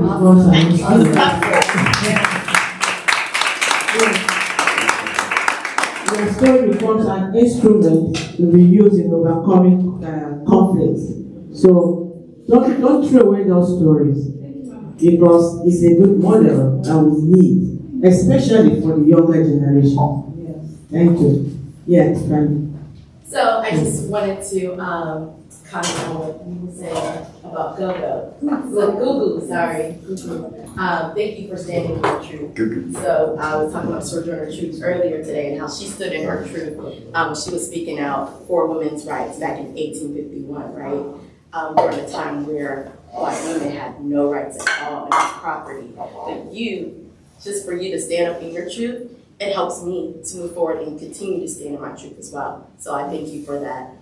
And I wanted to just comment on what you were saying too about greed and conflict. Was it you or was it? No. It was somebody back here. Was it a gentleman back here? Oh, no, he stepped out. Oh, he did, okay. He was talking about greed and conflict. Also scarcity mindset and survival also cause conflict. Like survival, just always being in survival mode, right? And when you're always in survival mode, it's hard to have peace within yourself. So that's when it's up to us, the peacekeepers within this room, within our communities, to lend a hand and to care for others around them so they can get out of survival mode and be able to, have the healing within themselves. I think it's the Maslow hierarchy of needs. At the very bottom, we need our basic needs met, right? Our water, our food, our homes, like our basic needs. And if I'm a person who is fighting every second of the day to achieve all three of those things, I'm not going up to the next level of security. I'm not thinking about if I'm safe, if I'm living in a safe neighborhood, or if I'm living in a war zone. I'm thinking about my war zone is not being able to eat and living in food desert. My war zone is being homeless, So that's where I am at right now. And then the next level of security, I may get there if these other needs are met, right? But I will never get to self-actualization and peace if I don't have these other needs, taken care of. Yes. Absolutely. Wow, thank you, yes, Thank you, everyone, for sharing. I think storytelling is the most powerful weapon there is. Yes. I think it invites us to also interrogate the stories that justify conflict, that justify racism, that justify hierarchy. Yes. And when you look around the world, it is often a story that is used and reinforced to justify conflict or to justify scarcity that some people have and some people do not. And I look at the world, I actually was fortunate to have this conversation earlier today. I don't know if anyone is familiar with the work of Riane Eisler. She is an anthropologist, and it's now in the historical record. It's really transforming our understanding of human society. We assume that hierarchy and domination is the default. It is not. Actually, when you look at a number of different cultures around the world, this is across regions, you see equity, you see sharing, you see people living communally. And in fact, in a number of cultures, they say the safest place to store my grain is in my neighbor's belly. Because when we care for each other, we do live in peace. And when there is shared prosperity, there is no need for conflict. So I think a lot, being a born and bred New Yorker, this center of commerce around the world, to your point, Gugu, the basis of so much of our economies is exploitation of labor. It's the extraction of value. And with so much value, the thing we lack is really the will for equity, like the will for sharing and caring for each other. So I call on all of us to think instead about domination, how do we be in partnership? Why does it have to be a hierarchy? How do we share together? And what are the myths and the stories that keep us separate, that let us believe that one group is superior to another? So those are the things I'm thinking about, and I applaud all of our peacemakers who are sharing the practical approaches, the communication skills, but I also invite us to go deep and wide and intergenerational. Where does this start, and are we going to be the ones that stop it? Yes. Thank you. Just to support what you just said, in Haiti it's called combitism, meaning that when one peasant has a land and then is planting, the whole neighborhood gets together, they bring food and then help. When they are taking the harvesting, same thing. And then it takes turn, people take turn to do that. And no conflict there. Yes, behind it, yes. I just, I think collectively we have expressed many areas of need, and there are so many more that haven't been mentioned. And I agree with you in saying utilize this time and this space to do a deep dive and strategize. And I just think you have to create initiatives, because we say take action, because that's what we have to do. But a lot of times we leave with, where do you start with that? How do you take action?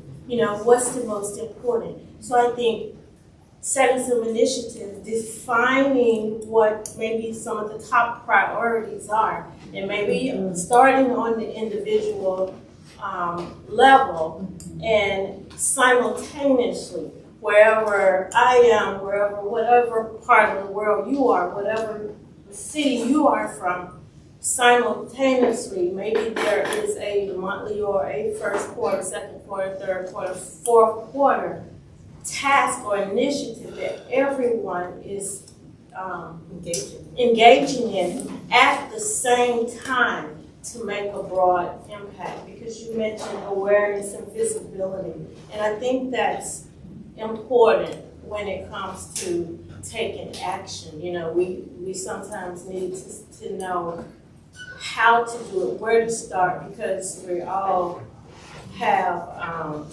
a large scope of things that we're doing individually. I think she's so Thank you. We'll go to the second section for the Yeah, okay. Two more. Okay, one more person. Yes. Okay, stand up. My voice is tolerable. All right. When it comes to solving conflicts, first we have to identify who we are. Because what I realize is that sometimes with cultural differences, there's a lot of stereotypes. So when we come together and then we understand who we are, and then we clear some of the stereotypes. Because many of us grew up in different regions. Like I grew up in Nigeria. I didn't know a lot about other races until I came here. So when I came here and I had so many negative stories, it took me a while to meet people from those regions to be able to clear those stereotypes. So if we can clear those stereotypes and then understand each other, because like one of us mentioned exploitation. Some people came to different areas and exploited. So now that we're younger, these are like older generations. Now that the younger people are growing up, we have to come together and then find out where the conflict started. Like what happened? How did your ancestors get to this place and why did they do what they did? And then the young ones will come together and then they're like, all right, what do we have to do to make peace? Okay, these are what my parents did. They went over there, they took the crops, they took everything, but they did not buy it. So there was no fair trade. So how do we start doing business in a very fair way so that people that have, let's say, natural resources will benefit from their natural resources? And then there won't be conflicts. Because what happened, like someone said, sometimes they go to different areas and they take things and they don't buy the normal way. So which is exploitation. So if we can start going the right route, and it's good that women are coming out. Actually, that's one of the reasons that I came out, because we hear about men all the time. I said, women, we stopped talking, and then we focus on fashion, even when we are in leadership. Let's say the president's wives and everyone, we are into what we're wearing.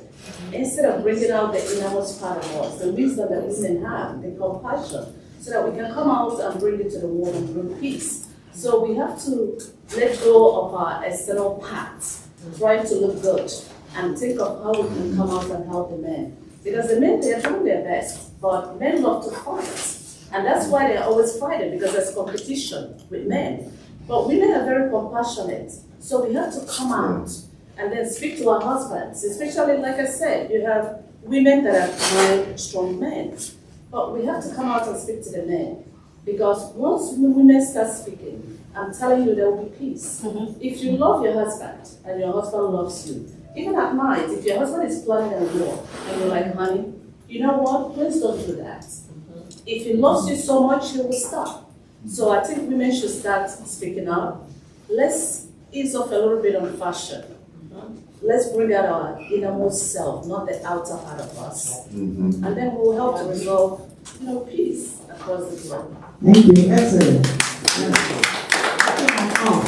The ladies of the generation. Yes, my sister, just 1 second. Yeah, so I'm sorry, I just have to say that it's like, I'm sorry, sister, what's your name? Glory. Okay, I'm sorry, like, she mentioned something, but that made me realize a lot of, like, things as young people that we're dealing with, especially Africans. I'll share my experience about just a small thing that happened to me. Like, I had a lot of hearts in that the experience I had. But so many times, like, I never depended on my family because they were not there. My mom couldn't afford to take me to school, so I always had to fend for myself and my family. So that's the story of most of us anyway. We have to work so hard for our families. Even when we get married, we still have to support our families. Okay, so we call it black tax in my country. But then it's just not only that.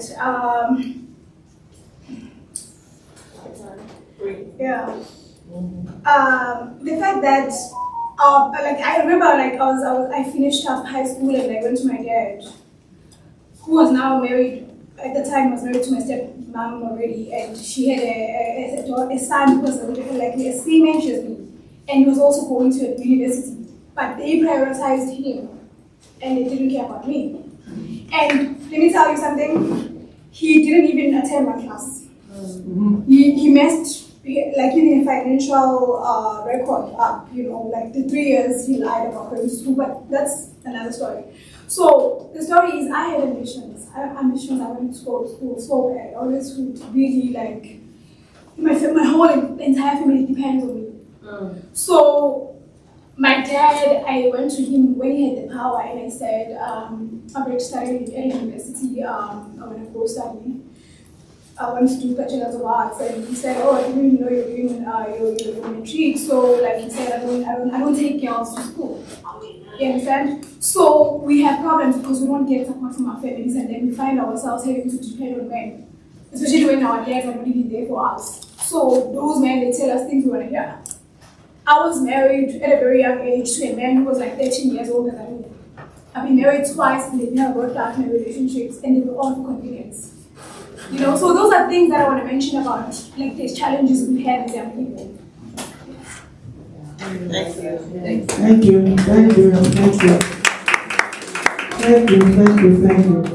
I think one of the things we need to consider is family value orientation family value orientation, cultural orientation, and society value orientation. I think you can blend in these three. Then we'll begin to think of possible ways. Because I see what we are doing on peace is globalizing peace. We are giving peace sort of a glamour.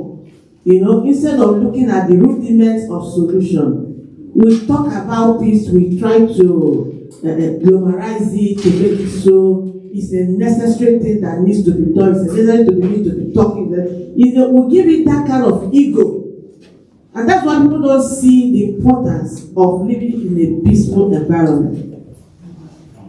Because we talk about peace too much that it's like giving it a glamour. We are glorifying it instead of making it more, making it more of an actionable business, So that's what I think we need to look into in the course of this conversation. The family values. How did your parents, or you as a parent, what are you doing to your children? What are you doing to your children? How do you observe them? It's not just matter, because some of these things is not from your blood. They get it from the society. They got it from peer groups. Think about where war starts. Look about the age group. How many of them are above 60? That's what we ask. It's the age of the youth that triggers these issues. So what about the family? What are you as a mother? How are you looking at your children?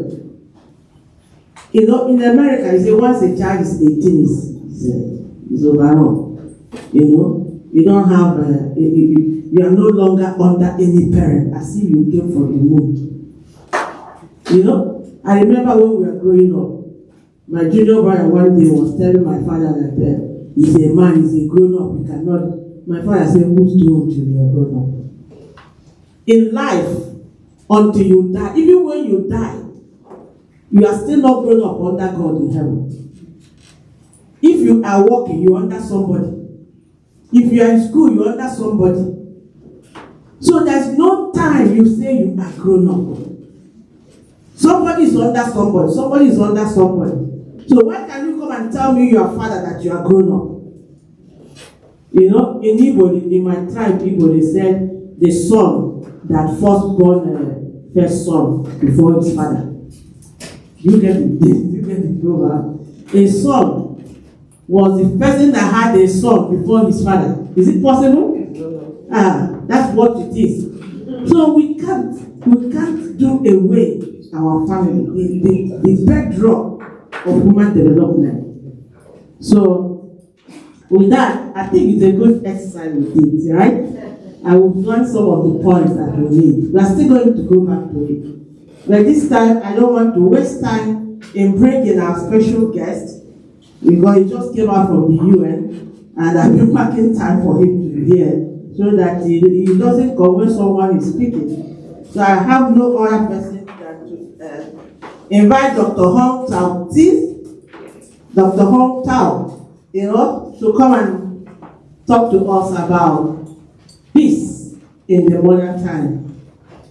So Dr. Tao, can we have a modern approach for women in leadership of global peace, security, and transformation? Can we have your presence, please?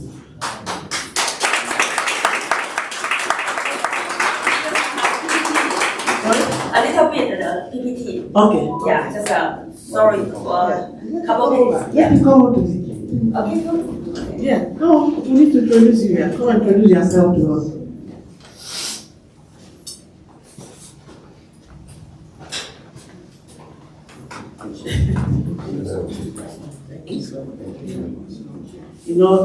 Dr. Tao is one of my pillars here because of what we do together.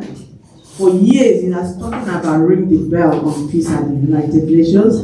He has also launched a resolution on teachers' consciousness in trying to address peace while as a teacher in school. So he came all the way from Canada, and I said, you must be at this event.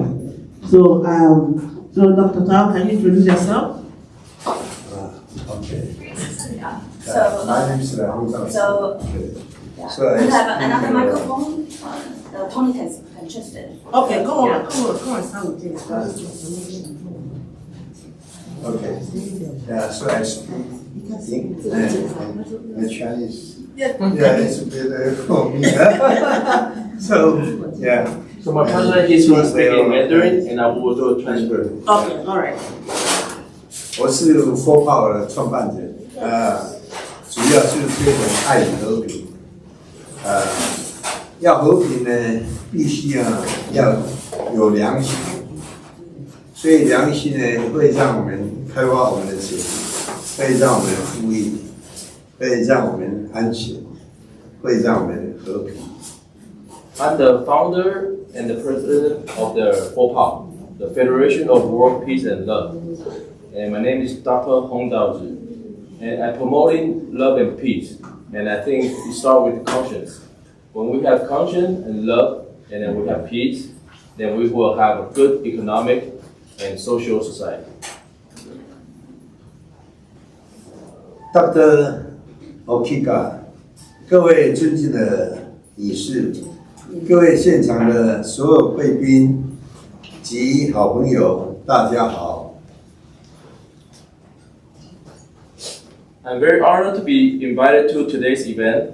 The theme of the conference, Model Approach for Women in Leadership on Global Peace, Security, and Transformative Pathways.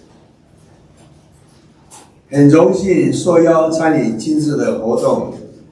大会以妇女领导全球和平、安全、合并合作的典范途径为主题，呼应2022年国际和平日，格外具有意义。在座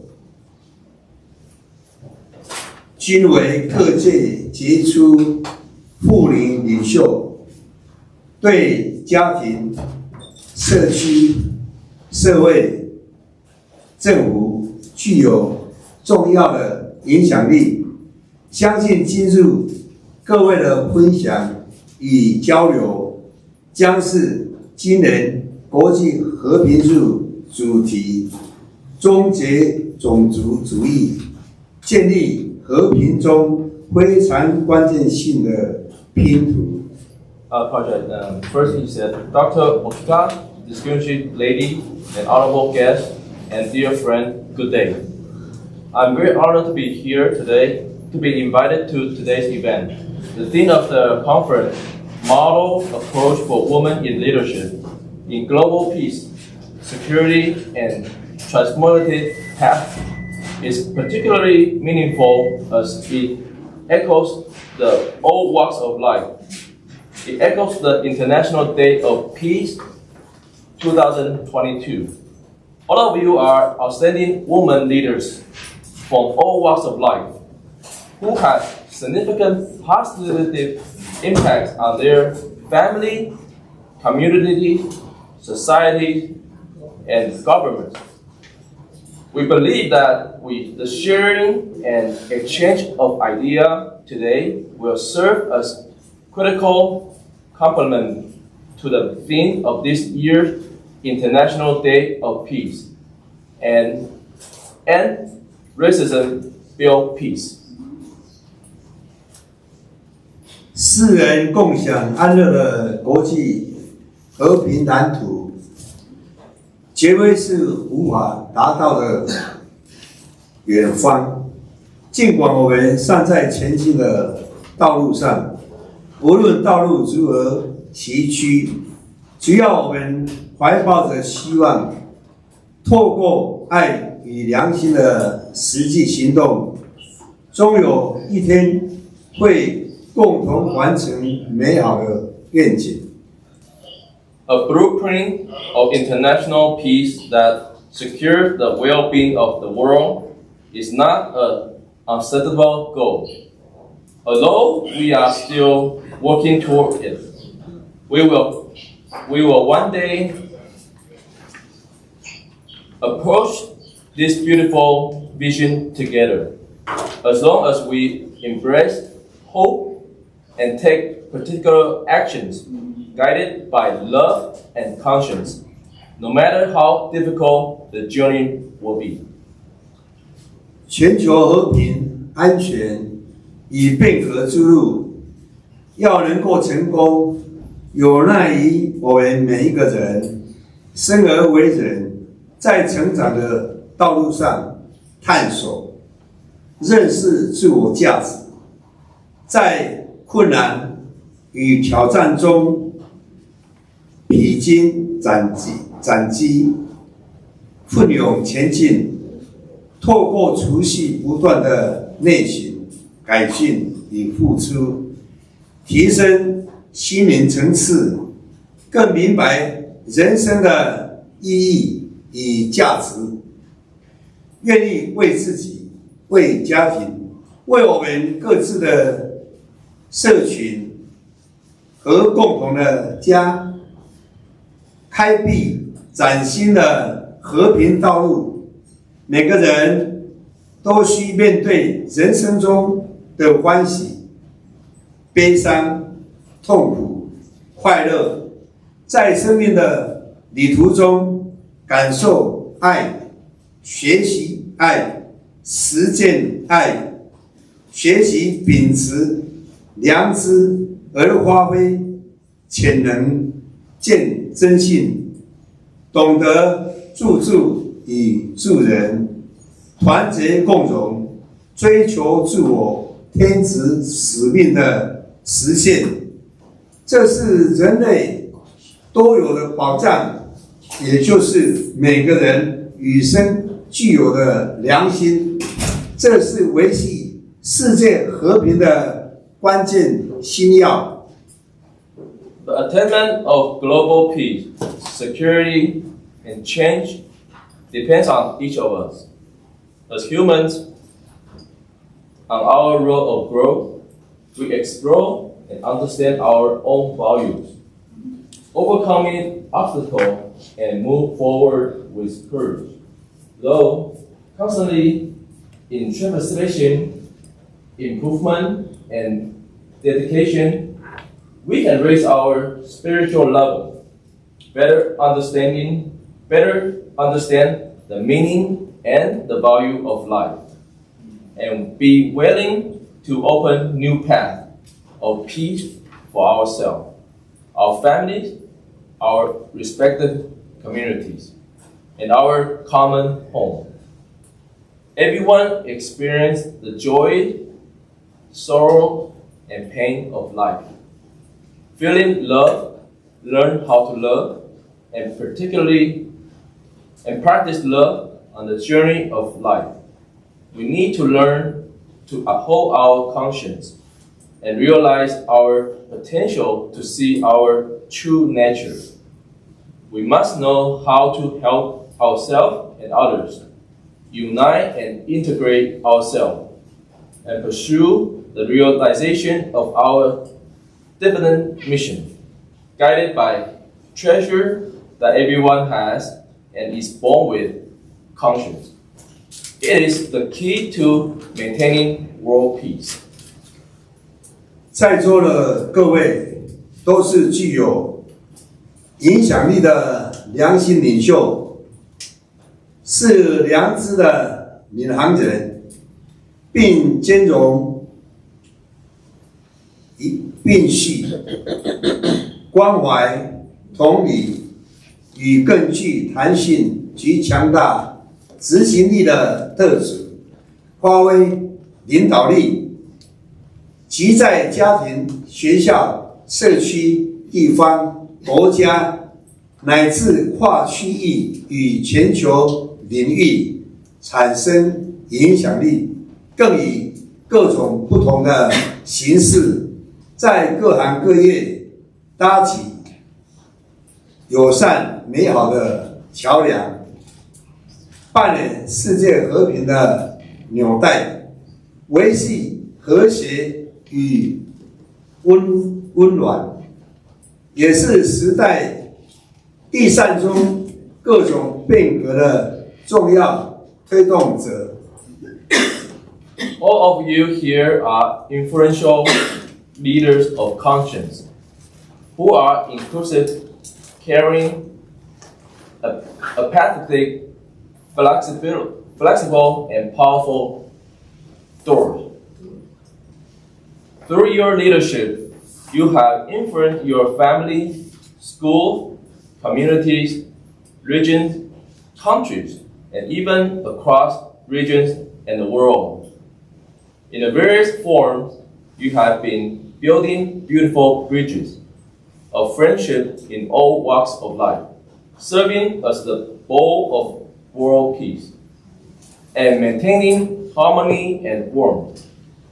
Additionally, you play a significant role in advancing various change as time goes on. 在东方的哲学中，存在着阴阳智慧。所谓阴阳相生相长，相辅相成，互动循环，生生不息。引领宇宙万物，是一切物质与心灵世界的根基。环顾近期的国际局势，各种天灾人祸不断，一波未平，一波又起，起因便是失去了人与人、人与自然、人与万物之间的平衡。若回归根本，在于新的修为，反映于外在的世界，就是人类集体意识的呈现。须知，人的生命短暂，而天地绵长久远。若能时时静心、醒悟、自心、悔过及改错，并遵循良心的引领，便能心生智慧，彼此激荡出更好的模式。无论是与人互动模式，推动和平、安全与变革的模式，皆从一颗宁静致远、深知自我偏执使命，并愿意为之突破万难、赴汤蹈火的良心开始。In Eastern philosophy, there is a wisdom of yin and yang.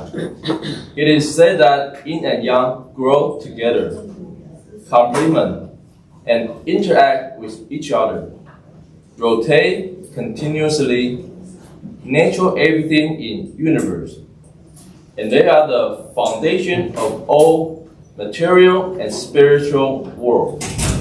Recently, various natural and man-made disasters have occurred one after another in the world because the balance between humans and between human and nature and between human and things has been lost.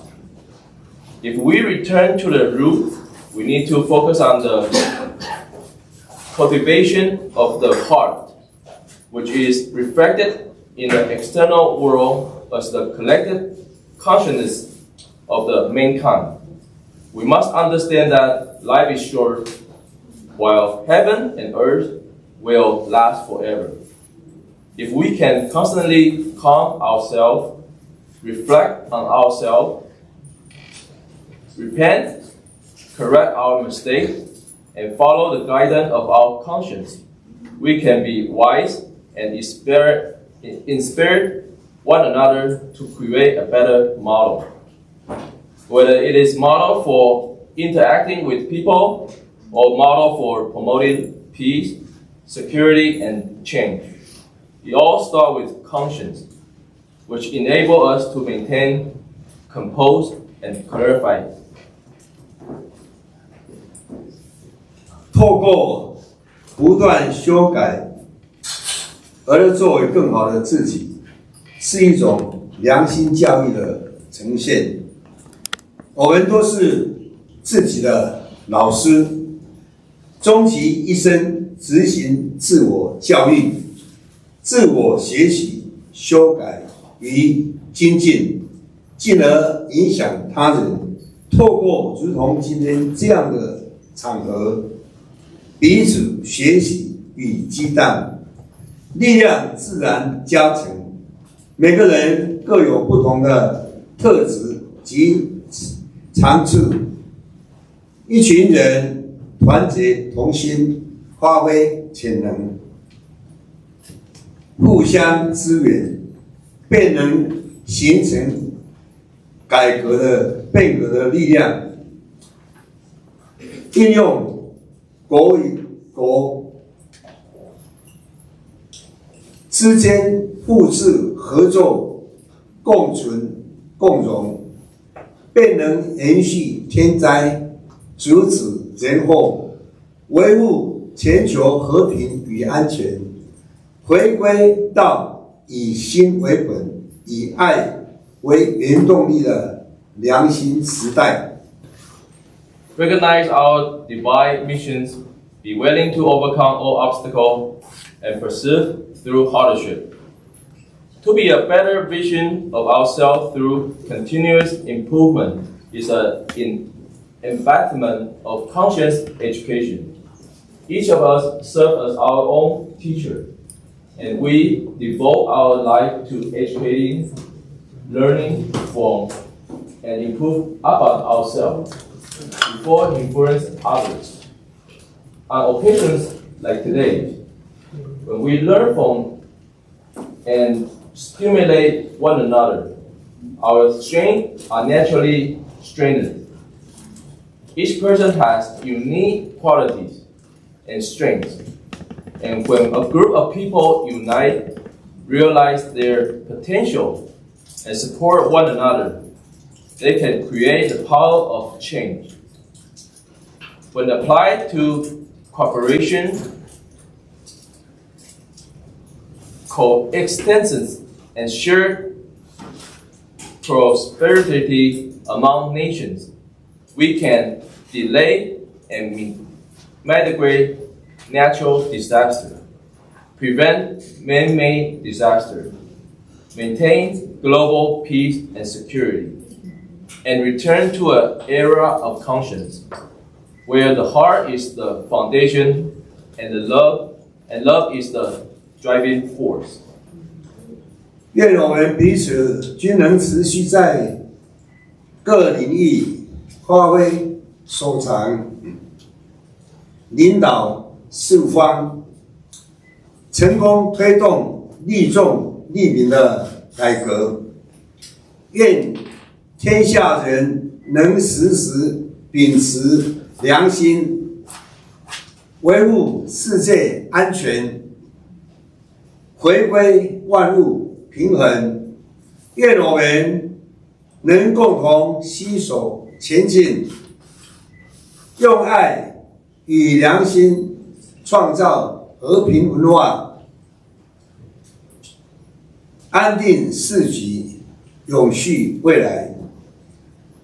祝福各位，谢谢大家。世界之爱和平总会会长洪道子于2022年9月20日于纽约。May we all continue to excel our respective fields, lead people in all areas, and successfully promote reforms for the benefit to the public. May we all always act in accordance with our conscience, maintain global security, and restore balance in everything. May we work together to create a culture of peace, a stable world, and a sustainable future with love and conscience. I wish you all the best. Thank you all. Federation of World Peace and Love, President Dr. Hong. New York, September 20, 2020. Thank you.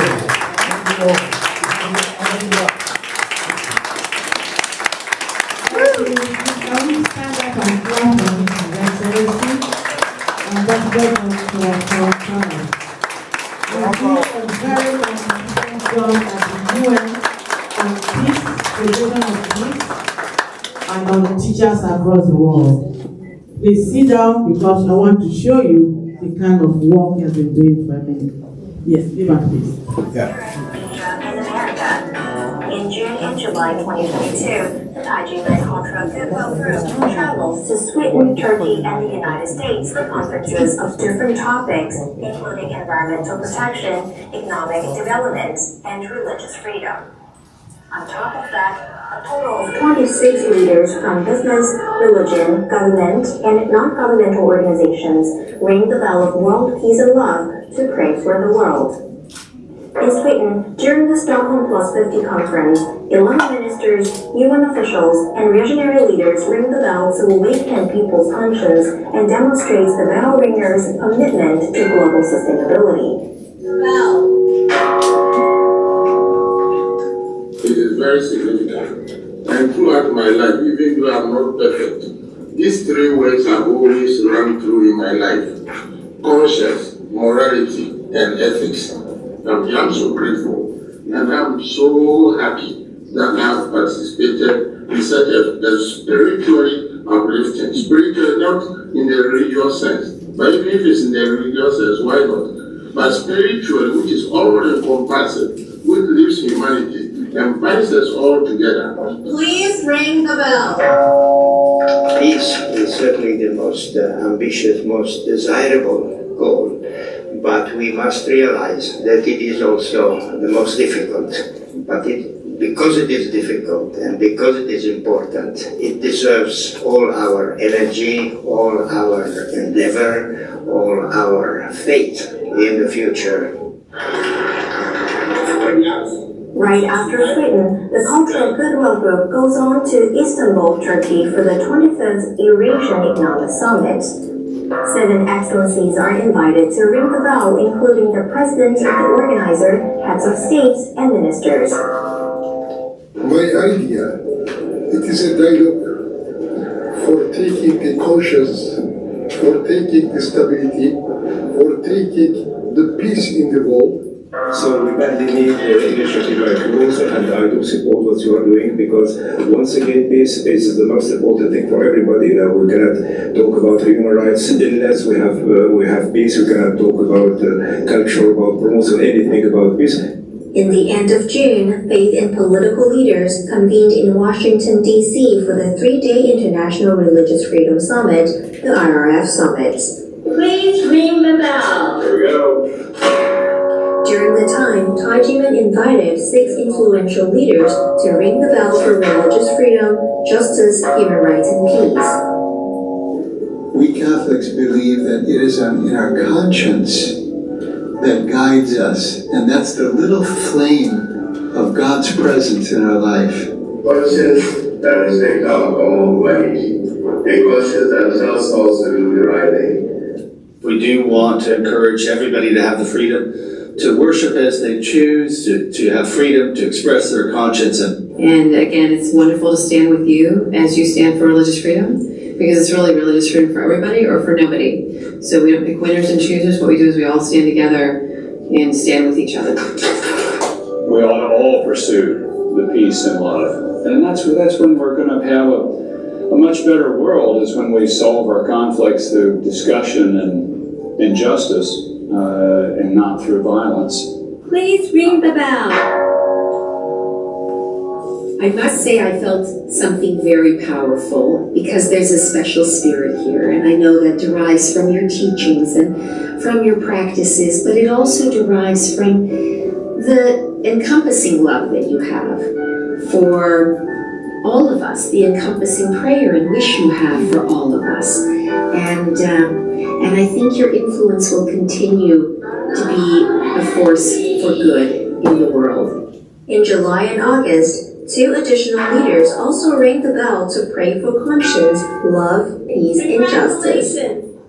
I believe that these kinds of ceremonies are so critically important. And for me personally, for Catholics, I am deeply grateful and incredibly humble to have had the privilege and the honor of ringing this bell, to see the dignitaries that have come before me and hold that hammer, that mallet, and hit this bell is a very moving experience for me. What's deeply moving though is the symbol of what this bell means.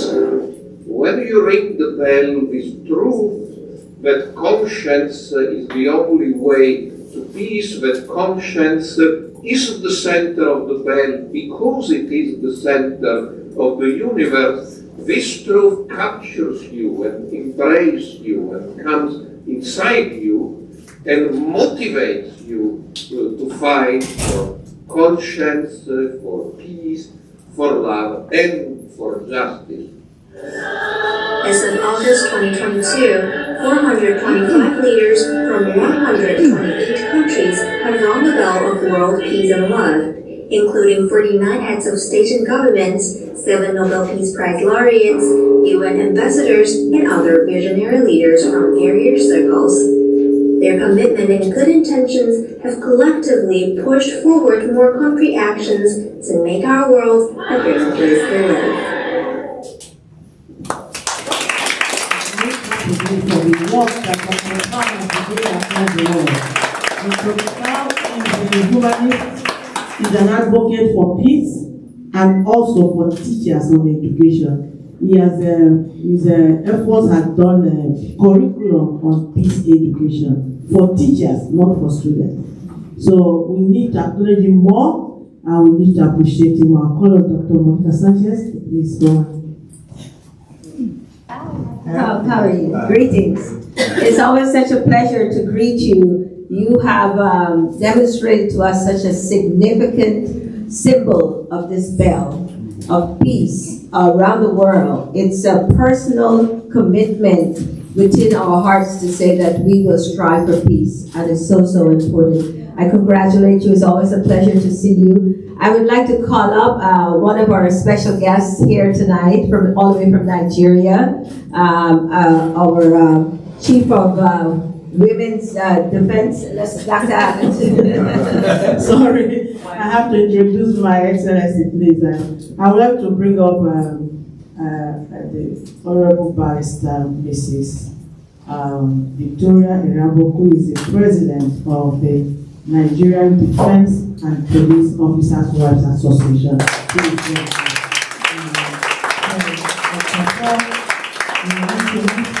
This excellent woman, she's the leader of Women for Peace in Nigeria, and she came all the way. And you will be seeing her ring the bell on Friday. Okay, thank you very much. So thank you very much for what you do. Peace and the advocacy of peace can never be overemphasized, because peace is at the bedrock of every society, every nation. Without peace, our economy crumbles. Without peace, there can't be education. Without peace, we can't sleep well and our health is affected.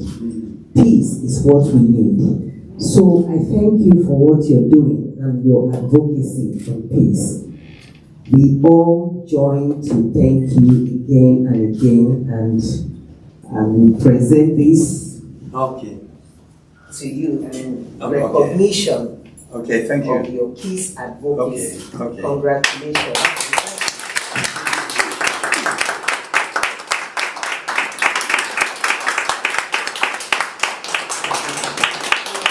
Thank you. Can we have a round of applause?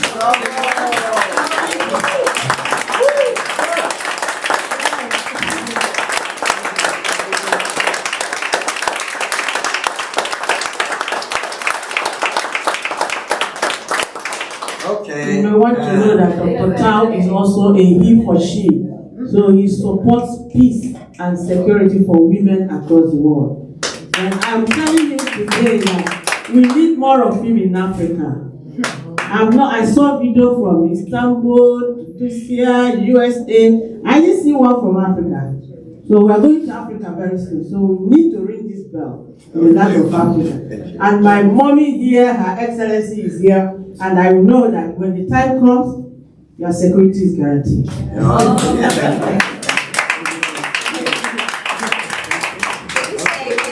Okay. Yeah, this our brother. Okay. We are one family. Yes. Please remember September 23rd. Please come join us.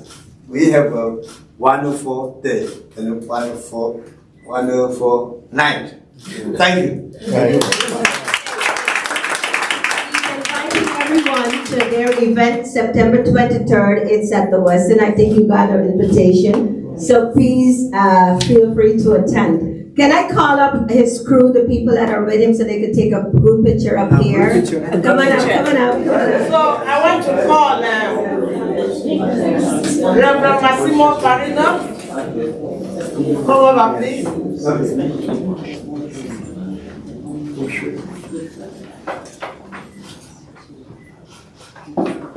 Thank you. Yes. Thank you.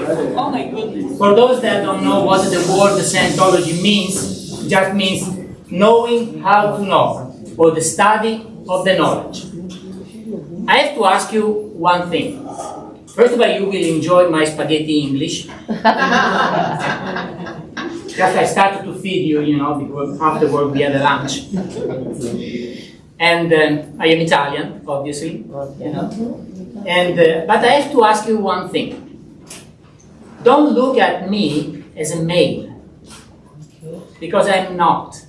What are you? I am a spiritual being living in this body. And regardless the sex, it doesn't matter. I am a spiritual being, as you, and I have this awareness who I am. And many of you today say in different ways that peace starts with you. But that means that you have to understand yourself, who you are, before, we can establish the peace. So I'm going to read a few things, and it is really my honor and privilege to be here and talk with you, really.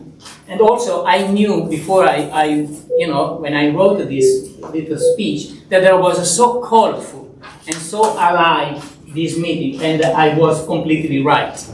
Look around, there is so many colors, that is wonderful. So I want also to thank Dr. Okika for her invitation, and also for anybody else like Dr. Monica Sanchez for the organization, because I know how much work you have to put, to organize such things. So the topic of today, gender responsive on a specialized skill and strategic model on women, peace and security, are very important topics, and I will contribute to it by talking about factors that are involved afterwards. Factors that are involved. Factors that sometimes are not very well known. And also, at the end, I will provide also solutions, free solutions, that anybody can have, in order to reach their own goal. The solution that I will provide you basically basic knowledge on how to define your goals, work out the strategies, the programs, and plan to achieve your goals. First of all, security and peace depends, from my experience, completely on education and the quality of knowledge that is provided. Nelson Mandela used to say that education is the most powerful weapon for changing the world. But the question is, what kind of education we are talking about? And as I said, someone already said before, that my answer is the most important education that should be taught to guarantee peace and security is education and knowledge about yourself. Because when you know yourself very precisely, there is nothing that can smash you down. Nobody. Nothing. But you have to know yourself by yourself, not because you got the viewpoint of someone else. Because today there is so many people that give advice or theories about who you are. I tell you something very funny. The only person that knows yourself is you. So you have to have just a sort of key or pathway in order to discover who you are really. So if we talk about a philosophy should be just a pathway that allows each of us to discover who you are, who we are exactly. And when you know your power, when you know your nature, you know your anatomy, there is nothing that you cannot achieve. Anything. And actually, I want to say something funny. When we were born, nobody gave us an instruction manual about ourselves. And I would like here to formally register a protest about this. We should have, a manual that explains exactly who we are, why we are here, what the purpose, actually, these are the oldest questions men pose to themselves. Who I am, where I'm going, where I come from, what is the purpose of life, It's interesting. And behind these questions, there is always answers. Otherwise, there will not be questions. Very simple. So, let me give you an example on how practical education can change the fate of a country, which totally related to security and peace. Before to talk about this one example, let me tell you this. About 25 years ago, we did a survey worldwide discovering that more than 90% of the people interviewed didn't know nothing about what the human rights are. 90%. Today you can go in any schools and you will find out that the subject of human rights or peace is not part of any curriculum. So when we look at the state of the youth today, the situation you will find is very sad. Intolerance, disrespect, and violence of the new generation existed to such a level that is almost unbelievable. Therefore, teaching, for example, the human rights is a solution to increase security and peace. And I always said that the most powerful weapon the United Nations has is the Declaration of Human Rights. It's a powerful tool that is not used. It's quite amazing. So we are looking for a lot of opinion, and then the most powerful tool that we have is not used. About 10 years ago, the number of, I give you an example. Here the example is Colombia. About 10 years ago, the number of violations of human rights committed by the Colombian army was very high, and the population was seriously complained about.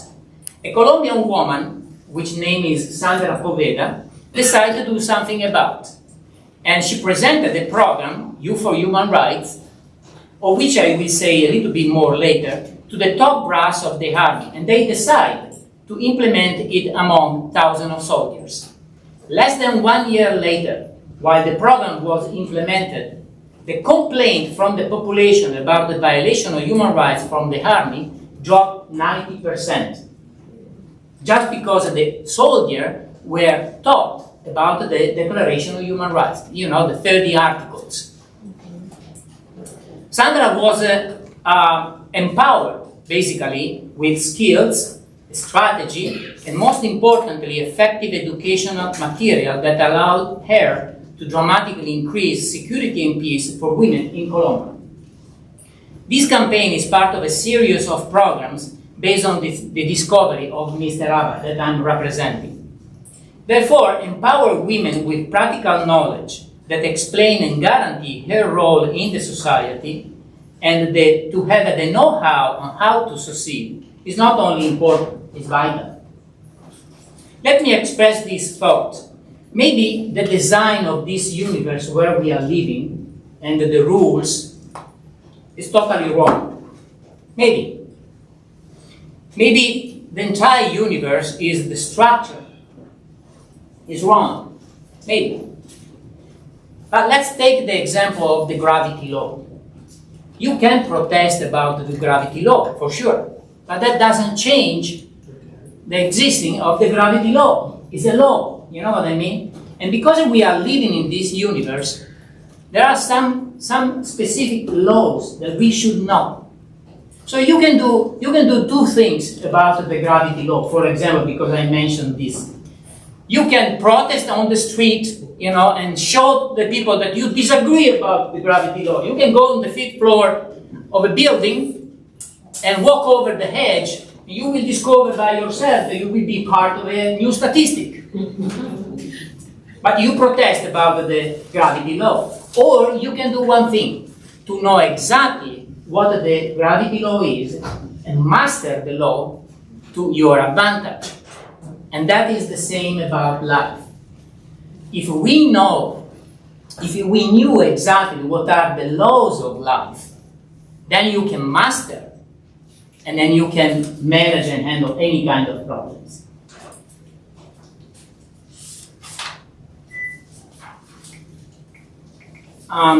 Therefore, the solution is to know and understand the natural law that governs this universe and the life.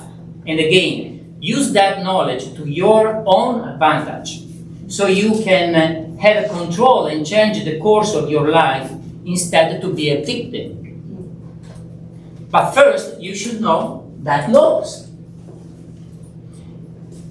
And this was the lifetime of work of Mr. Abba. Find out the laws of life and develop technology on how to increase the certainty about yourself. And he succeeded in that mission. In particular, in 1951, he wrote a book called Science of Survival, where he summarized 17 years of investigation about the mind, the spirit, and life. The knowledge contained in that book allow you to predict the human behavior. Yes, I said to predict the human behavior. Sound interesting, right? And this for sure opened the door for a life lived with certainty and pleasure. And it is possible to predict the human behavior. Not from some strange theory, but with low scientific method. And it is a vital skill today to be able to predict human behavior, as it will help you to determine who will be your friend and who is the enemy. Quite interesting. And I will read a few paragraphs from this book, very short, where he describes his finding about the role of women. What I'm going to read is not the opinion of Mr. Hubbard. He was an engineer. He was trained in scientific method. So what I'm going to read is what he discovered, not his opinion. Obviously, I know that someone here will disagree on these things. I know that.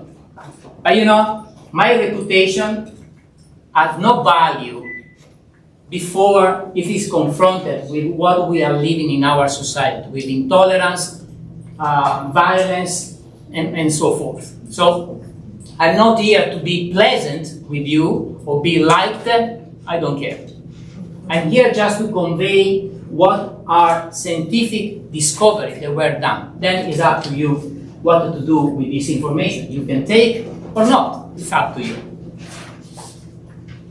And this is a few paragraphs. The whole future of the race depends upon its attitude towards children. A society which looks down upon this mission and in which women are taught anything but the management of a family, the care of men and the creation of future generation is a society which is on its way out. The historian can peg the point where society begins its sharpest decline at the instant when women begin to take part on an equal footing with men in political and business affairs, since this means that the men are decadent and the women are no longer women. This is not a sermon on the role or position of women. It is the statement of a bald and basic fact. When children become unimportant to a society, that society has forfeited its future. Even beyond the fathering and bearing and rearing of children, a human being does not seem to be complete without a relationship with a member of the opposite sex. This relationship is the vessel wherein is nurtured the life force of both individuals, whereby they create the future of the race in body and thought. If man is to rise to greater heights, then woman must rise with him, or even before him. But she must rise as a woman, and not as today she is being misled into rising as a man.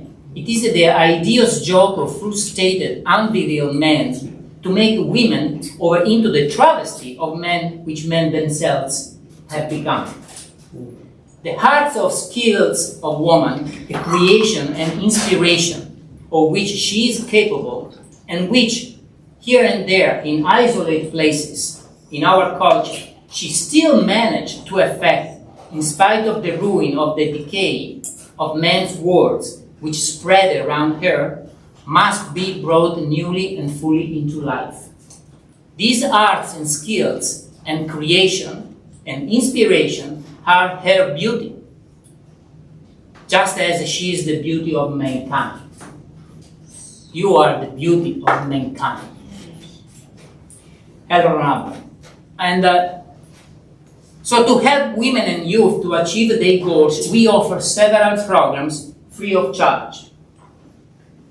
This is the first one, called the Way to Happiness program, and is based on this booklet.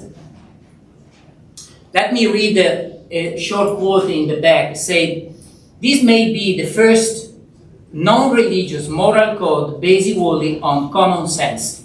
It was written by L. Ron Hubbard as an individual work and is not part of any religious doctrine. Any reprinting or individual distribution of it does not infer connection with a sponsorship of any religious organization. It is therefore admissible for government, as it happened, to distribute this booklet. Today this booklet is translated in more than 117 languages, and there are in circulation more than 125 million copies of this booklet. So, based on this booklet, we built a program. And you can see here, this is a box like that anybody in the world, free of charge, they can order online and they can start to teach these common sense moral values. You know, when I talk about common sense moral values, I mean something like safeguard and improve your environment. I think that you can agree. Yeah. For example, who agree on do not murder? Everybody. Or seek to live with the truth. Set a good example. Honor and help your parents. Love and help children. You know, we are talking about just common sense. And actually, this booklet was recognized by the top brass of the Colombian police because a volunteer went in the jungle to talk with the rebels of the FARC. And the booklet was distributed in 15 million copies in Colombia. And the top brass of Colombia said that this booklet played a pivotal role in the peace process that they had. The second program, I have to go ahead. Okay. So this program is the Youth for Human Rights that I was talking before. Is teach the 30 articles of the Universal Declaration of Human Rights.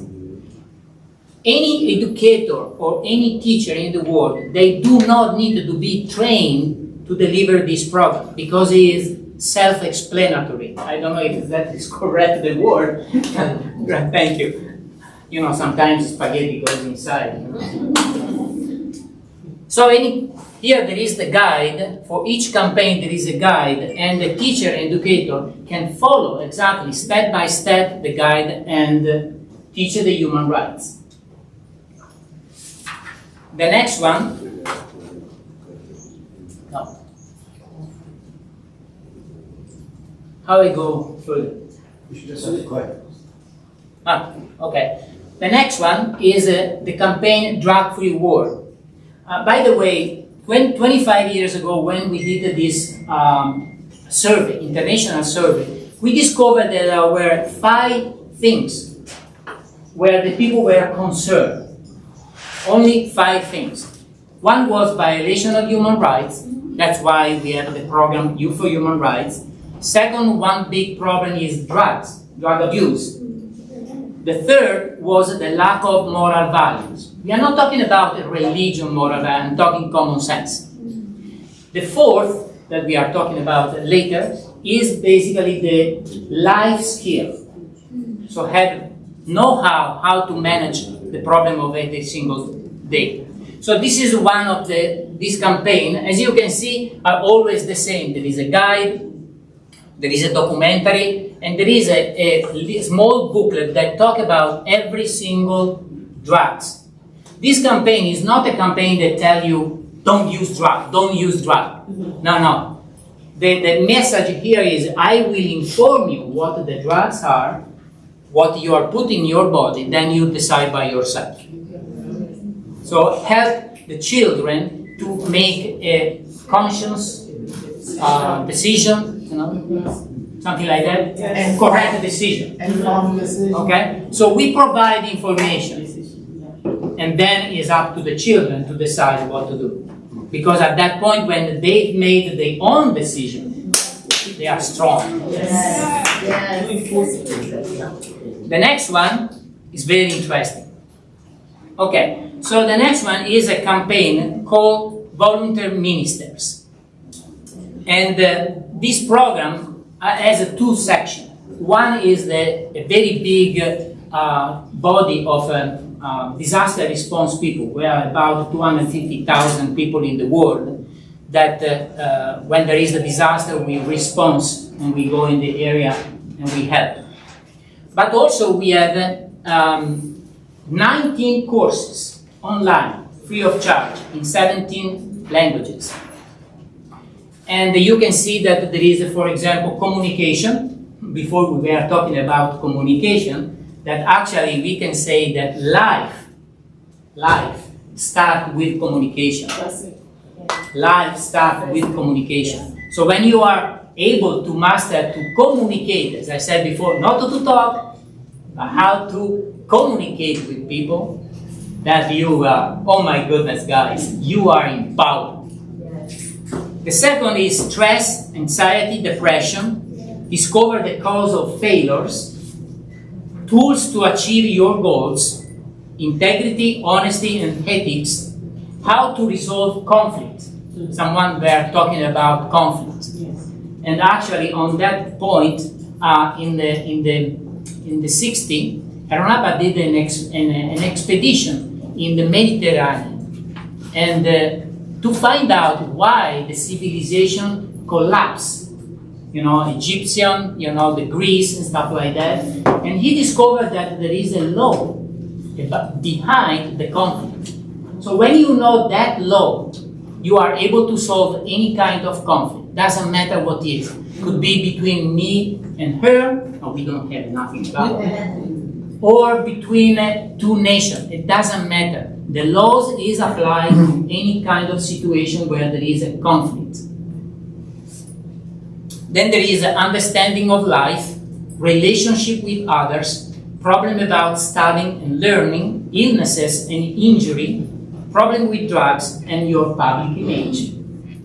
So these courses are, you can see here, this is just the title of the headline. Inside there is many courses, total 19. So this 19 course I just mentioned will provide practical tools. There is an actual supervisor online that will grade your lesson and you will receive a certificate. There is a king in Africa that has a tribe for 14 million people. And he did the 19 courses online. And he was so happy about the knowledge that he has that we help him to build a facility where the people, the chief of the tribes, can go and learn this 19 course, because obviously you have to have internet, you know, computer and stuff like that. Oh, definitely. He was very happy. So these courses will provide you the basic on how to define your goals, work out the strategies, the programs and plans so to achieve your goals. This program contains educational materials translated in 17 languages that anyone can order or enroll free of charge. I would like to conclude saying that man is now the possessor of the long-sought knowledge about themselves, and also empowered with a brand new mental and spiritual technology that, if known and applied, could change the course of this civilization. And it's possible to get this practical knowledge and be empowered with skills on how to tackle these problems. I'm encouraging you to find out more about this scientific discovery to better understand our role as a human being and forge our future. Thank you very much for listening to me.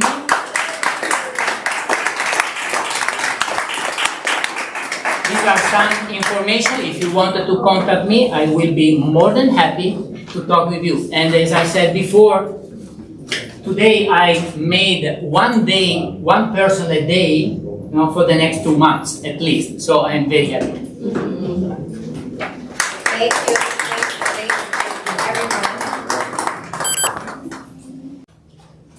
He said, man, I ain't going there with all the angry women.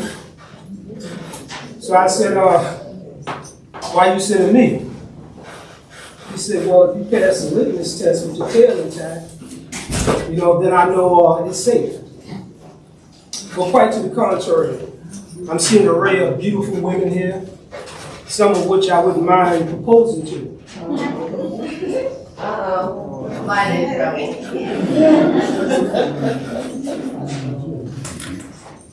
But I would also like to give the earlier speakers a round of applause. They did a magnificent job. I've learned a great wealth of information from them. I'm happy I came. I would like to refer to a leader that I have tremendous respect for, who is no longer with us today. But Malcolm X envisioned going to the United Nations and bringing the case of 22 million African Americans, which included women as well. Malcolm said that the black woman is the most neglected, disrespected, and unprotected woman in the American society. Fannie Lou Hamer, you can. Fannie Lou Hamer, is it working? Yes. Okay.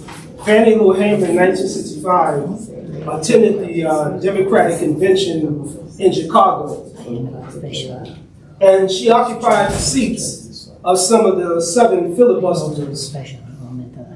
And when she returned to the state of Mississippi, which all of you know, South Africa was nothing in comparison to Mississippi in the 1960s. She was beaten. Well, later on, Malcolm X invited her to the North, and she was on the same platform with him, and he commended the sister for standing up, because a lot of brothers in the South wouldn't have done that. You should give yourselves a round of applause, because the black woman is not weak. And I don't mean to...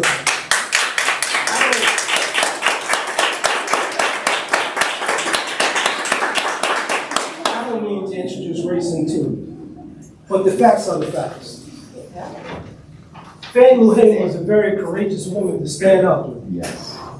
And it's her heroics that led to many of the accomplishments that we have made in America today. And I would like to also mention another sister by the name of Rosa Parks. Rosa Parks refused to give her seat up. And one of the reasons she refused to give it up because she was thinking about the death of Emmett Till, a young man from Chicago who was bludgeoned to death. He was beaten so bad, they really didn't want to open casket, but his mother insisted because she said, I want the world to see what they did to my baby. So it's these women that actually ignited the civil rights movement, but didn't get the credit for it. We're living in a patriarchal society where men are valued over women, but the record is clear. It was the sisters that set that off. Yep. Diane Nash was one of the women of the Student Nonviolent Coordinating Committees that went out. See, it was the students who started the civil rights movement because they started the sit-ins in Greensboro, North Carolina. I think as black men, we have to, or we should take a backseat to our women. I think the time is for women to rise. And I believe we are sleeping through a social revolution because sisters are taking positions of leadership all over the place. Let me tell you, I'm from Westchester County, a city called Mount Vernon. And you have a female mayor, Sean Howard Patterson. In March was Women History Month. So in that month, I presented Sean with a plaque for her leadership over the city of Mount Vernon. And like many Democrats, they inherit a city in disarray. In Mount Vernon, the infrastructure was falling apart. The police department was under investigation. but we vowed to support the sister in her endeavor to get the city back on track.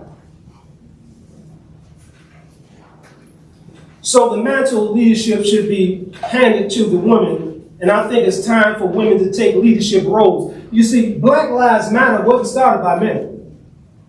It was started by 3 women, not men. So women are taking leadership positions. I don't need to tell you to stand up. It's your right to stand up. You know, if women decided that they weren't going to have any more children, there'd be 0 population. You got to understand the power that you have. You know, one distinguished author said, the best way to deprive a people of power is to convince them that they don't have any. And I think too often you've been convinced that you don't have power. And you're playing second fiddler to men. Your intellectual capacity is sometimes far exceeds men. Here's a young woman at 22 years old. What's your name, sister? Caitlin. 22 years old. You hear this young woman articulate? When I walk down the street, I see young black men with their pants hanging off their behinds, monosyllabic, can't speak. Here's a young woman at 22 years old, extremely articulate, blew me away. Me and the gentleman here, we were talking about it. You know, where did she come from? The young woman's a prodigy. And I think that you clearly represent, and I think that you speak for all women when you stand here, and I think that it's a testament. Let me move on to peace and security.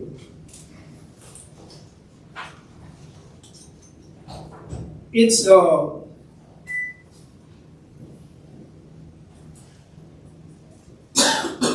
Russia has invaded the Ukraine, and its invasion is an existential crisis and direct challenge to international security and order. Although, of course, Vladimir Putin's war with the Ukraine was not without provocation on the part of the United States, NATO, and its European allies. When the Soviet Union collapsed, its former satellite states were strategically drawn into NATO's orbit, thereby boxing Russia in militarily and ushering another Cold War.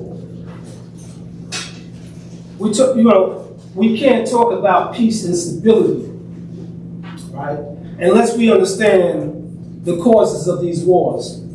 World War I and World War II were wars over the rivalry and ownership of colonies in Africa and the Third World. So we have the military-industrial complex. General Motors, AT&T, and Standard Oil created Hitler's genocidal war machine, transnational corporations. When the Allies would fly over Germany, the people would seek refuge in the Ford motor plants because America was not going to bomb its national interests. The reason why the United States overthrew Germany is because Adolf Hitler was applying the same colonial procedures to Europe that it applied to Africa and the rest of the world. And I'm not trying to upstage this event, but the United Nations only brought these African countries into its body because they didn't want to become a communist in support of Russia. That's why they were drawn in. Someone mentioned earlier that the United States is the biggest producer of weapons, which it is. It profits off of war. In order for the United States to rule, in order for you to have a ruling elite, you have to have conflict. You have to have class divisions. This is the only way it's going to happen. And during the 1960s, or even after that, let me digress for a moment. I'm the director of an organization called the National Decarceration Network. And its focus is not just on men. Michelle Alexander wrote the book, The New Jim Crow. And she was focusing basically on men. But you have the new Jim Crow as well, because women, their numbers are increasing in prisons. So the organization I have is not only focused on male incarceration, we also focus on the incarceration of females, right? And I think that this should be an issue here at this forum. The incarceration of black women, the incarceration of Latino women, the incarceration of white women. I attended an event at Bedford Hills. And what we were doing, we were demonstrating outside of the prison because of the unsanitary conditions that women were being subjected to in that prison. One woman testified that she didn't have sanitary wipes. She was in the box, and they didn't give her any sanitary wipes. So I was there to support the women, and I was, with the exception of another gentleman, I was by myself. There was no men there supporting the women, and there should have been more men. So I try to encourage men to come out and support the women, because if there's an event in Attica where you had the rebellion, then men would come out in droves supporting that. But they didn't come out to support the sisters in Bedford Hills, at Bedford Hills. And I think that that was a shame. But let me go back to my topic, the war. I think that unless we can eliminate the profit motive of war, we're never going to see peace. You know, war is profitable. White supremacy and capitalism was built on slavery. That's how that came about. It's built on slavery. All right? So we can't deceive ourselves in believing that, you know, it's like believing in the tooth fairy to think that this thing is going to go away if we just change ourselves. Right? You have an elite group of people in America that want to stay in a position, and the term white privilege, I think you're all familiar with it. And I'm not taking a poke at the white gentleman in the audience, because you may not be privileged, but there are all whites in the country who are privileged and don't want to give up that privilege, right? So they're going to keep you in the state you're in because they don't want to give up that privilege.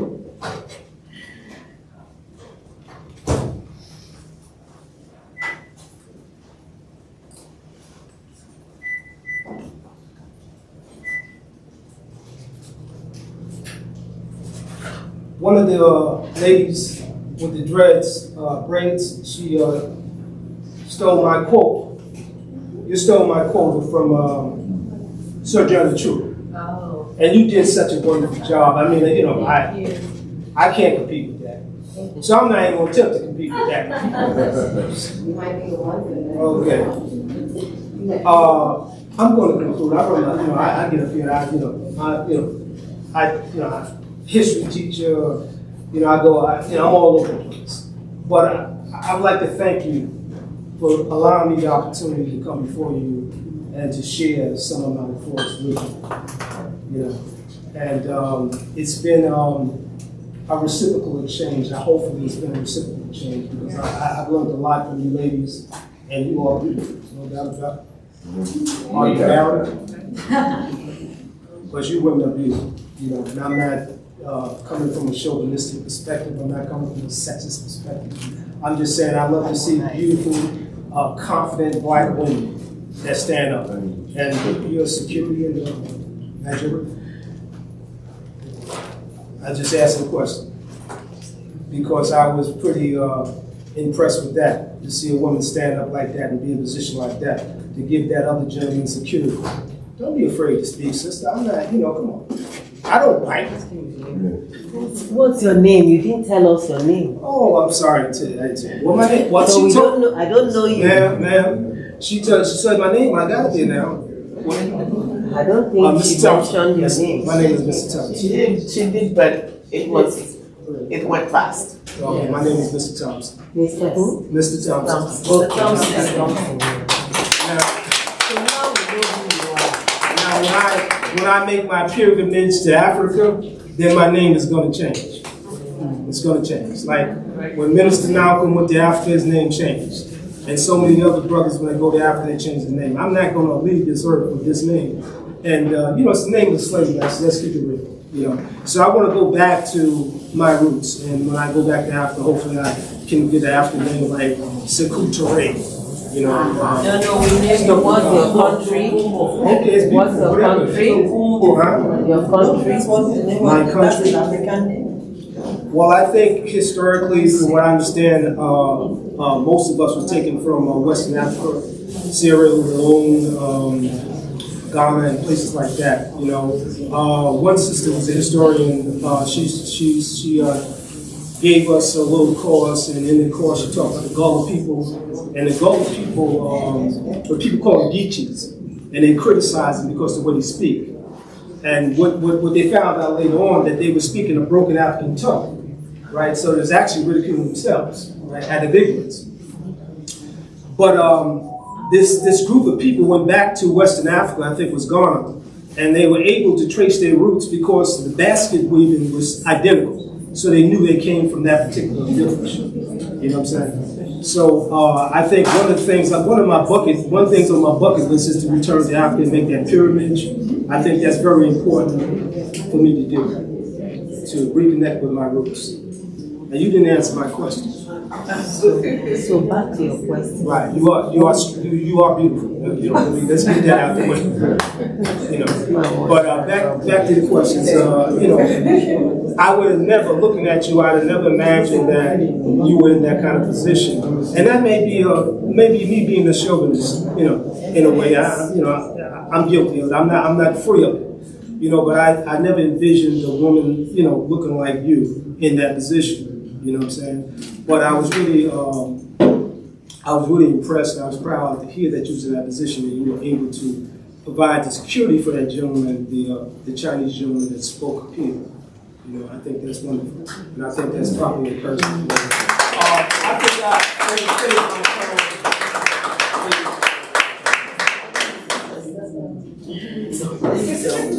Mr. Gregory Thompson, thank you very much for your service.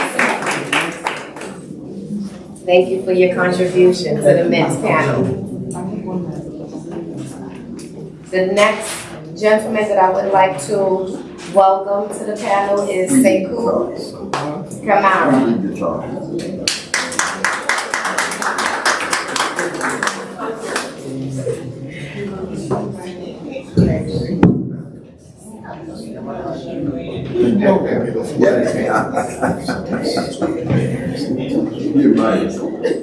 Thank you very much for having me here today. My name is Sekou Kamara from West Africa, the Gambia. I'm not going to go into my bio. I will because I'm giving strict instructions. I've been told many times that my gender do not listen.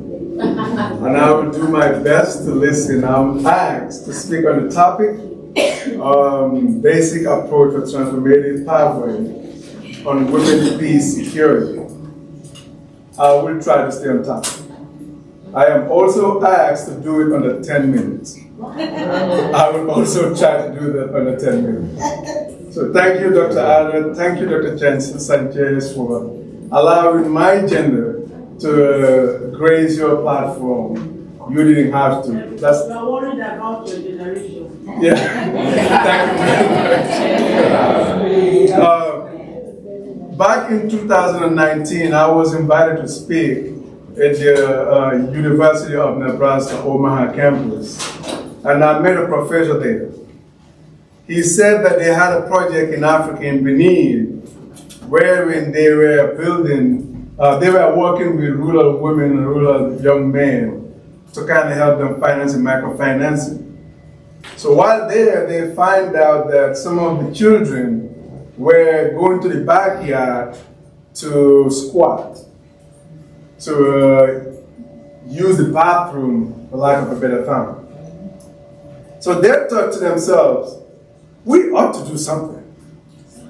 We cannot come to this place, look at these children using the bathroom in the backyard, in the forest and not do anything about it, even though that wasn't their mission. So they went into full force, built this nice, wonderful bathroom in those small villages. And a few years later, they went back to see the progress of their work. And they find out that the children were still using the backyard to go to the bathroom. And then they did something that they should have done before building the restroom. They asked what they want. why were they doing that? And one of the mothers said to them in their local language, who was translated to the professor and his people, what are the pigs going to eat? What he didn't realize was that the children were going to the backyard because there was scarcity of food. They kind of feed the children and the pigs, so the children have to eat. And once they ease themselves in the bathroom, in the backyard, then the pigs get to eat. See, this is how a lot of times, especially we men, when we talk about women's issues, we come up with solutions. We look at women and say, this is what we think you need. We never ask ourselves the question, what are the pigs going to eat? On June 24, 2018, I called a friend of mine who was also going to school in Lincoln, Nebraska at the time, when Saudi Arabia allowed women to start driving. Right. I called her excited. She's from Saudi Arabia. Congratulations. You can now officially drive. She cussed me out. Whoa. She said, listen, what you don't understand is that my father has two drivers. One for him and my mom, and one for me, the daughters. Now, if I go back home, the other driver is fired. I have to drive myself. I don't want to drive. And I learned something new again. Women want choices. Women want to have a choice to decide what they want to do, not necessarily one thing or the other. And that's another important lesson I learned. But I promise I will stay with the topic. Everything I'm saying, I'm going to bring back into context. In 2015, June of 2015, 15 eloquent feminist scholars, practitioners, and policymakers met in Oslo. They were reviewing this particular topic, women with peace and security. And they found out a few things.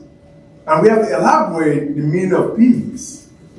We must define what the meaning of peace is. Peace is not the lack of war or conflict.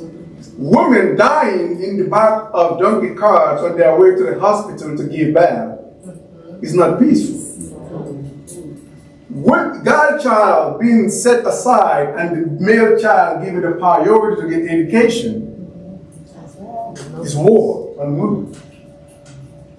Lack of clean water for women to use in rural villages is a war against women.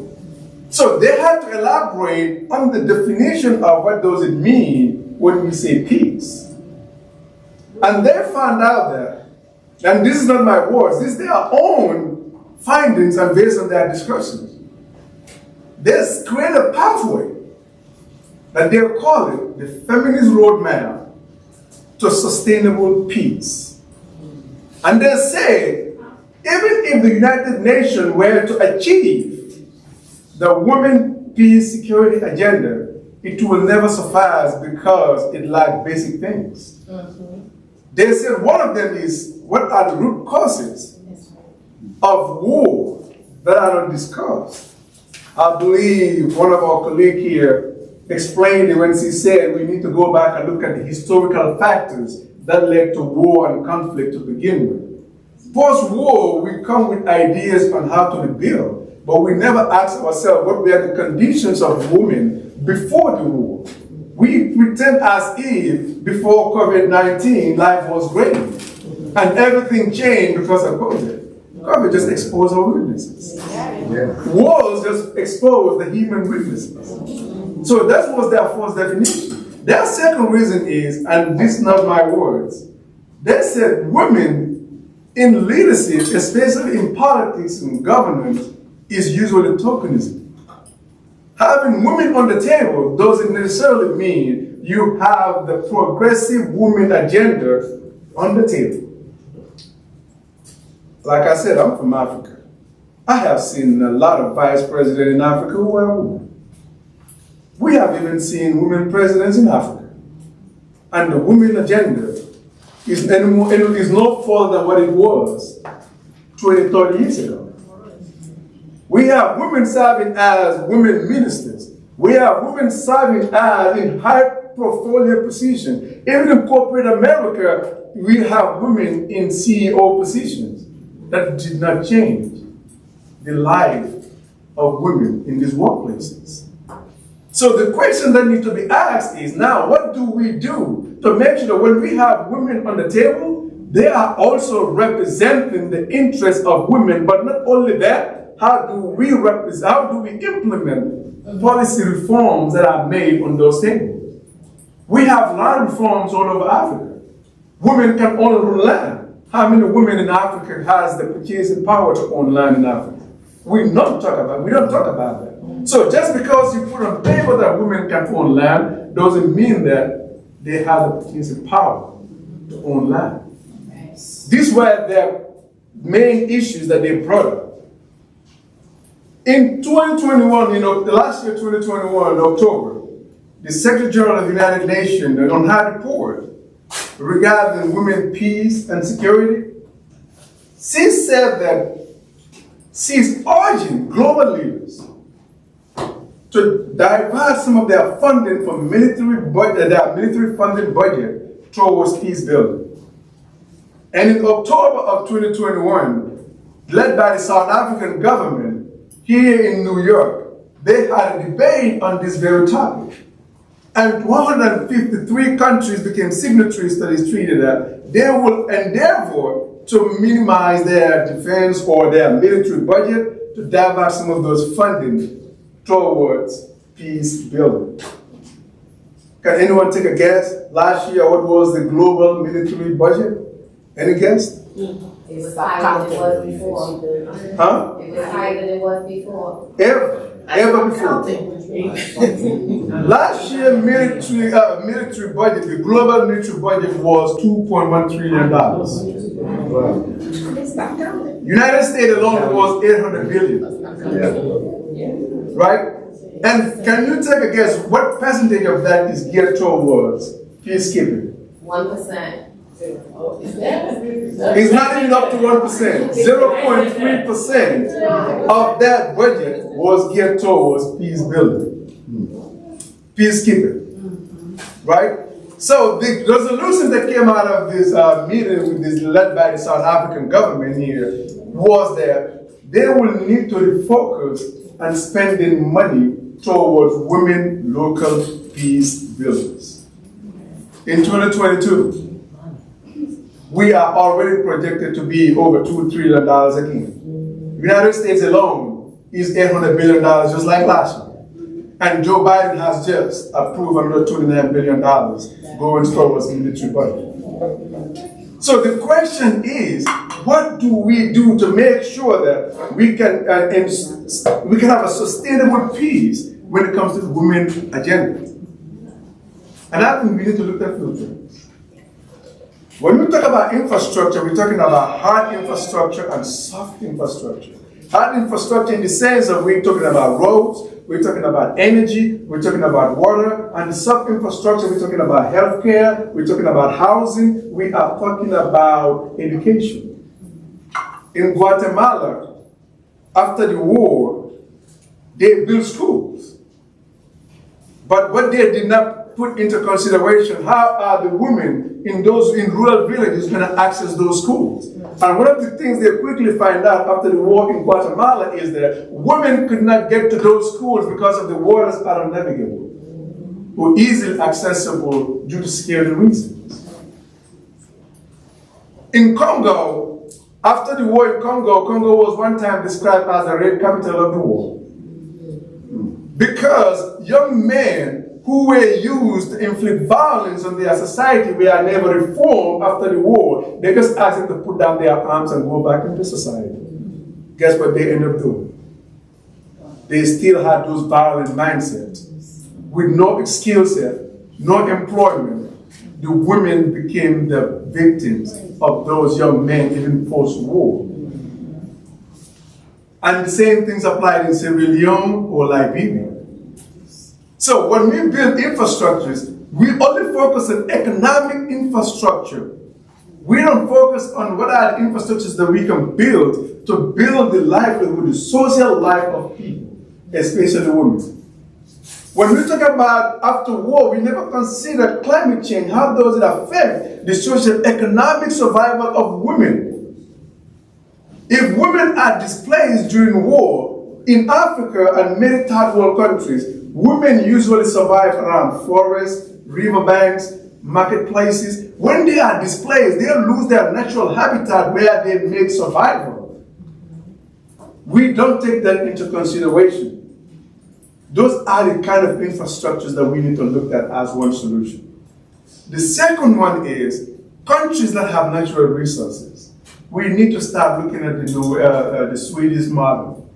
When we're talking about sovereign wealth, countries with natural resources need to make sure that those sovereign wealth, they have women representatives sitting on those decision-making tables to make sure that the fundings that's supposed to go towards women are only going to go towards women, but not only high status women in politics, in parliaments, and in CEOs building. Rural women to provide micro and macro financing to young women in small villages. The young girl who only stops at primary 3, grade 3, and their education starts. When they turn 18, what kind of skill set can we provide these young women to make sure they become productive members of society? They become the custodians of our society because they're going to raise children. And if they are to raise children and they themselves are not qualified, how do we expect qualified children to be brought up into this world and raised to become custodians of our society? I am running out of time and I will stop here. But I want all of us to take these things into consideration.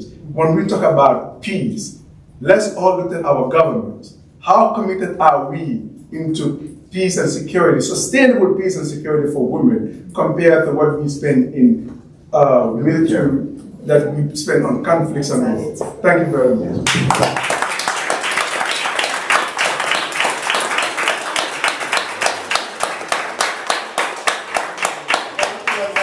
Mr. Sekou Kamara.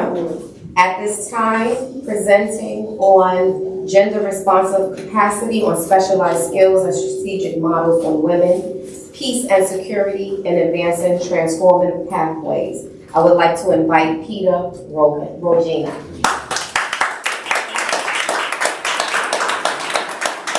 May need some help, Limon? Hello, everybody. While we're getting this set up, let me just say hello and how honored I am and how strongly I believe that the future is dependent on women. And there's no question in my mind, and a lot of what I've been doing the last few years really underscores the importance of women along here. This whole talk starts with light. I'm not just talking about peace lights, but I will. But it starts with light, the same light that when we close our eyes and meditate that we can feel and see. And let me talk for one moment. I've done a lot of stuff, chapters in my careers and stuff like that, and traveled and done things, right? Brought me skills. Now let me communicate. I have 3 children, 26, 25, and 11. I have 3 children, 26, 25, and 11, and it hasn't all been a great path. 2008 really took its toll. It took a few years to recover, but luckily my 11-year-old came along and it balanced out a lot of this stuff. Here's the communication. At some point along that journey, I realized that the universe was putting stuff in front of me, and I started taking these steps. And I consider even today, myself to be on this divine path, and it's intertwined with Africa, which I'm just a guy from New Jersey. So I'm facilitating something, and it's an interesting path, so I'm coming from the right place here. All right, are we ready to go?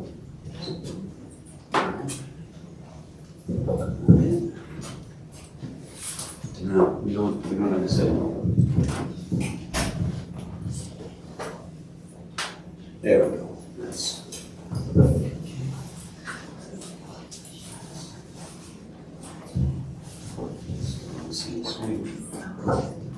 there we go. Let's do this.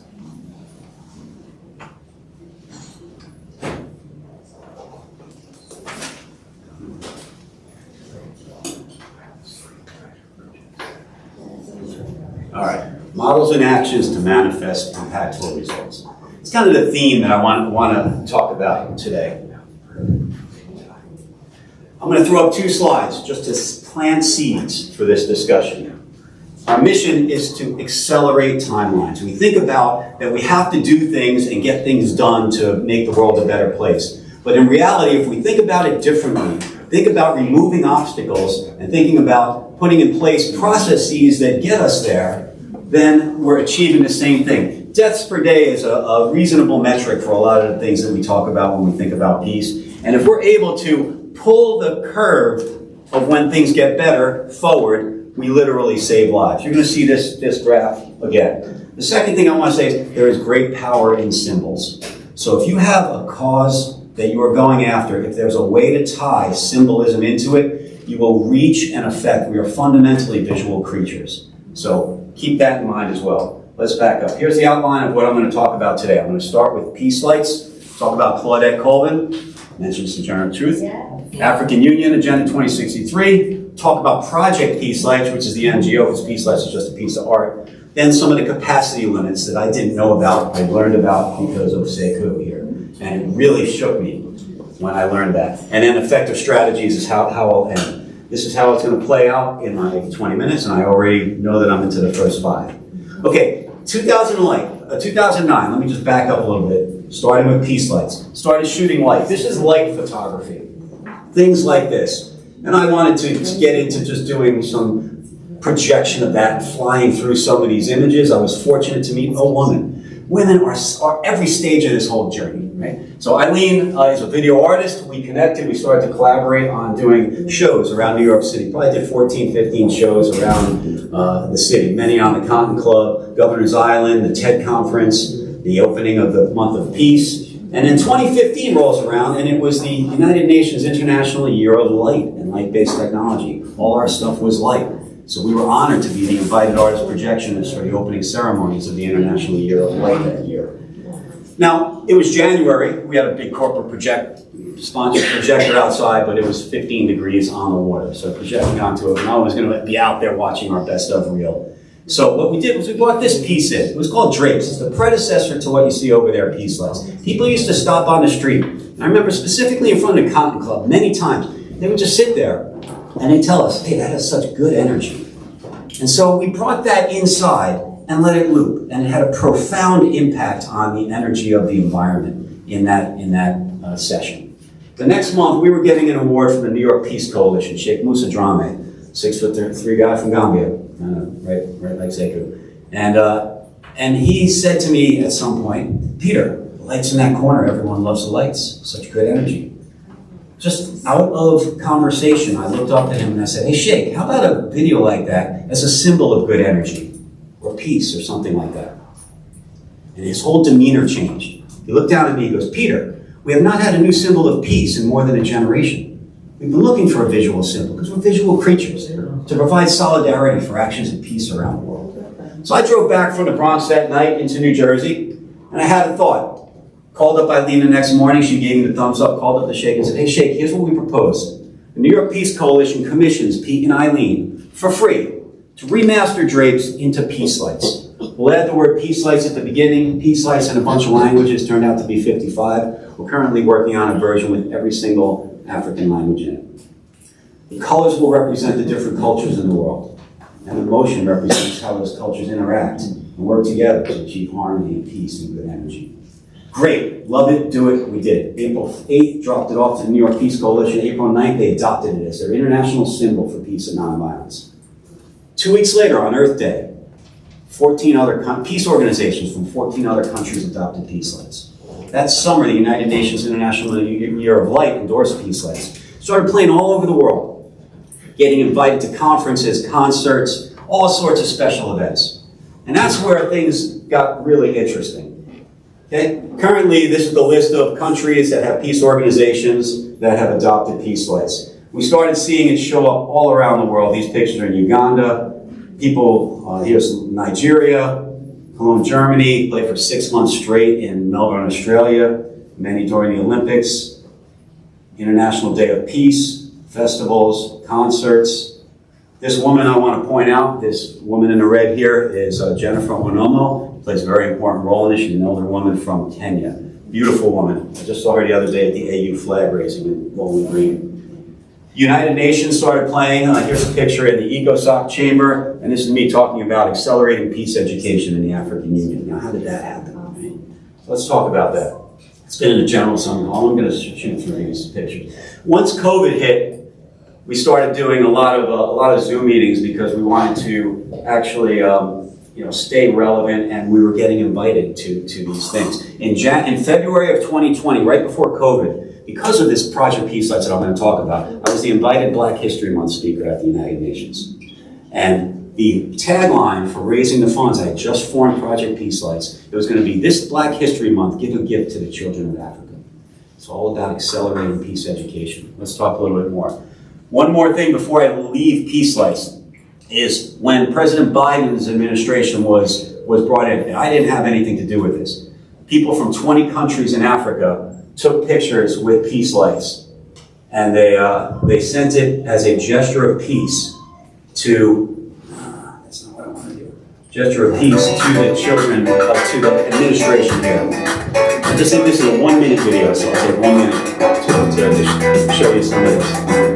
Over 20 countries.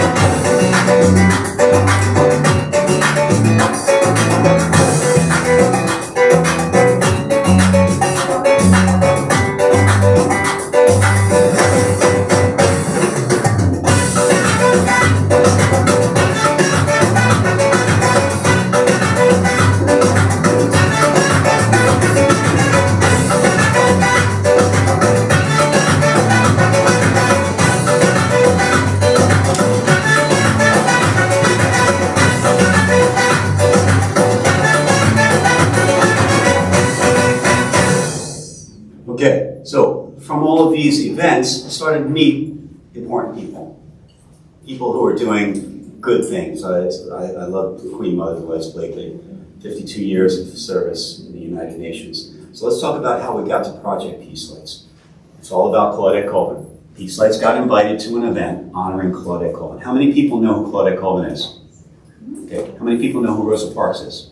Everybody, right? Okay, so 9 months before Rosa Parks got arrested on the bus and subsequently became a symbol of the civil rights movement here in the United States, a 15-year-old girl got arrested in Montgomery, Alabama, the same place. She was coming home from school with 13 of her friends. It was her arrest that really catalyzed a lot of that action. So the way I learned it, the way we learned it, is Rosa Parks got arrested. The response was the Montgomery bus boycott, which lasted more than a year. Supreme Court did something, and it changed the law. Well, the Montgomery bus boycott took 6 months to plan. And that was all catalyzed by this young woman. Now, what happened when she was 17 is she was still getting death threats. She had a kid by then, and she couldn't get a job. So she moved to the Bronx, which is where the Sheikh found her. And he said, we got to honor this woman. Asked me to speak at this event. Now, I'm not going to get into the details of the background. Actually, the very first thing that Martin Luther King ever did, outside of his church, publicly facing, was to organize and raise funds for the defense of Claudette Colvin. Not many people know that. So she's credited, I was asked to speak, I had to get a book on her, that was the book. She's credited with accelerating the change in the plight of colored people. Historically, that's accurate.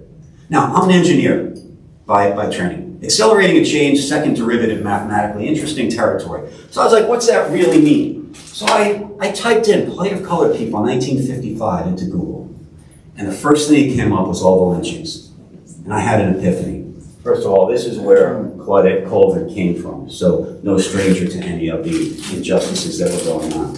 My epiphany was you could say that the plight of colored people in 1955 could be measured in deaths per day, just like the first graph. Now, eventually, that went down. She accelerated that change. She pushed that curve to the left. And that means that there are people who are no longer under the curve. They're literally lives saved. So I said this at the event. Someone came up to me afterwards and said, Mr. O, before I get there, I thought, all right, her whole story revolves around the fact that she knew her rights that day. Right? That was it, right? And she didn't just be given those rights by God, right? She was taught those rights.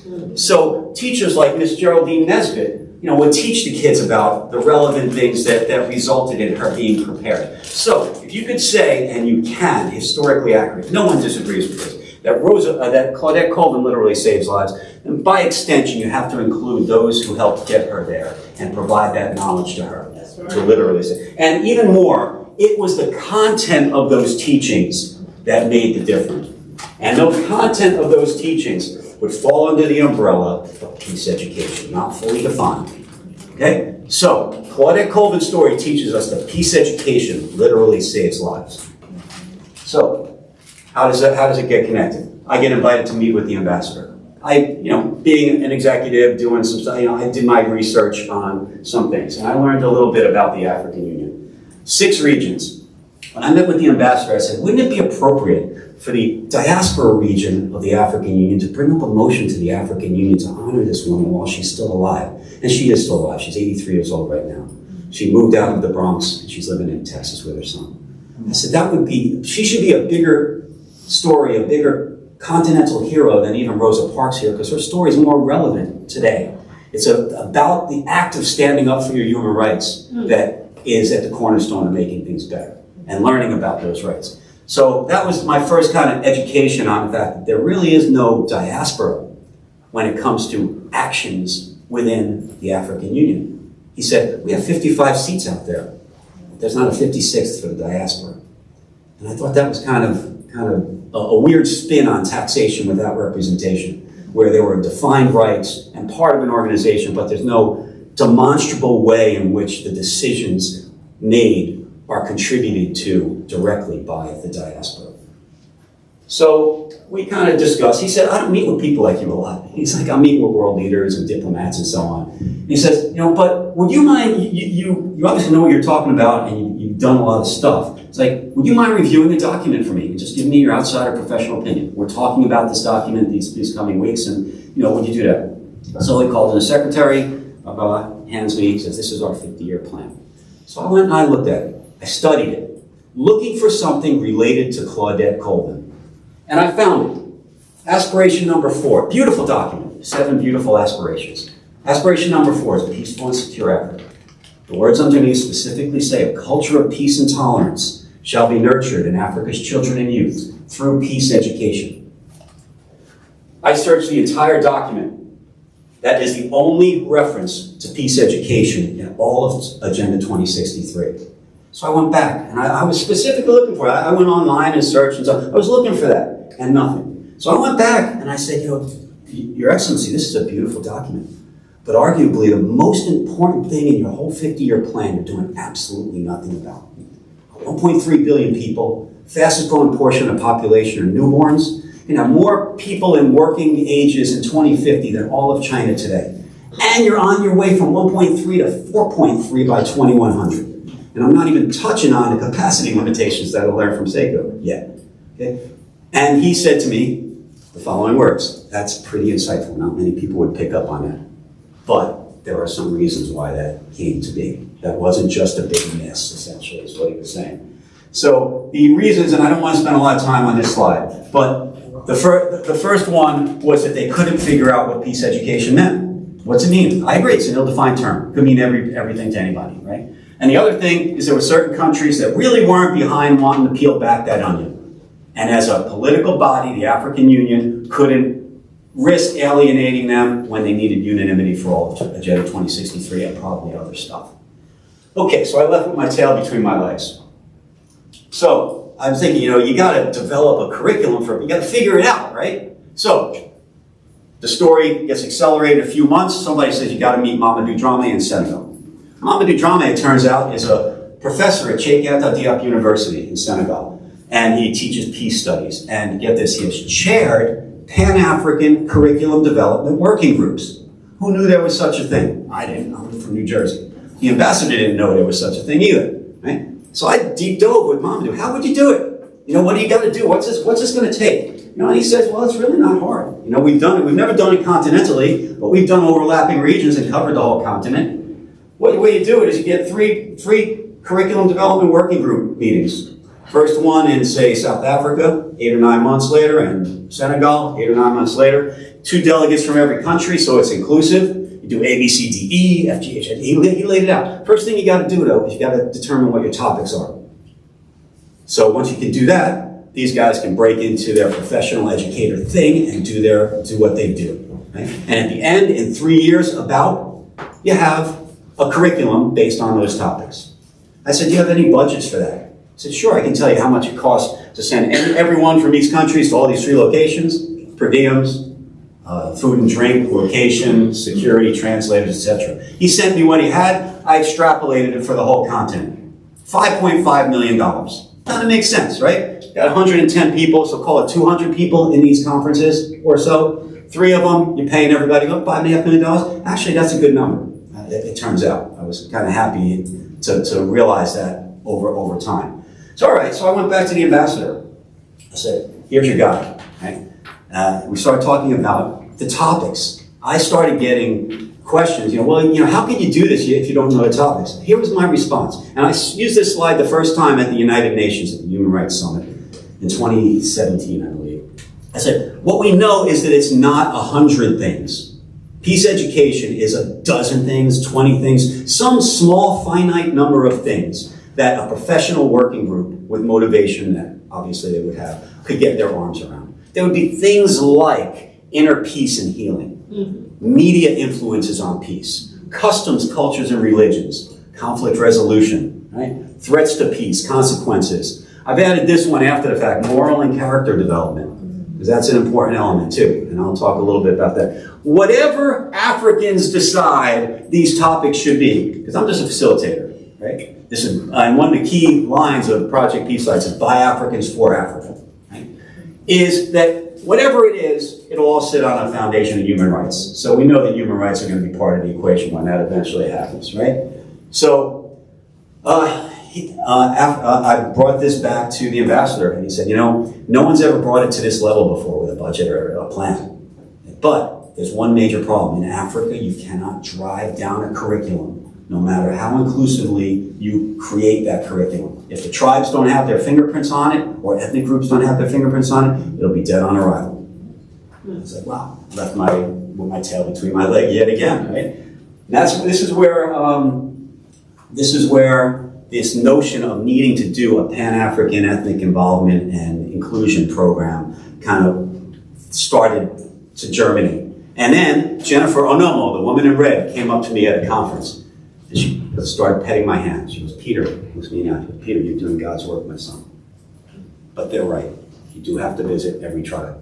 But don't worry, my son, this is how you do it. You get teams of 3.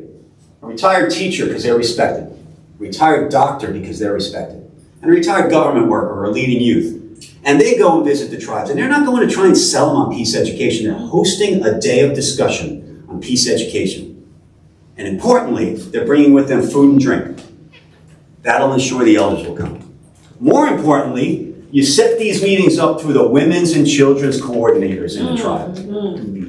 Because they will get it. They will be passionate about it. They will make sure that the elders come, they'll know the food and drink providers and all that stuff, and it's consistent with Resolution 1325, which I didn't know anything about up to that point. So these notions of days of discussion started to come by. In Kenya, as an example, the thinking strayed away from trying to visit the tribes, because Africa is more than tribes, right? It's caliphats, kingdoms, chiefdoms, and Cameroon, 3% of the population is Chinese.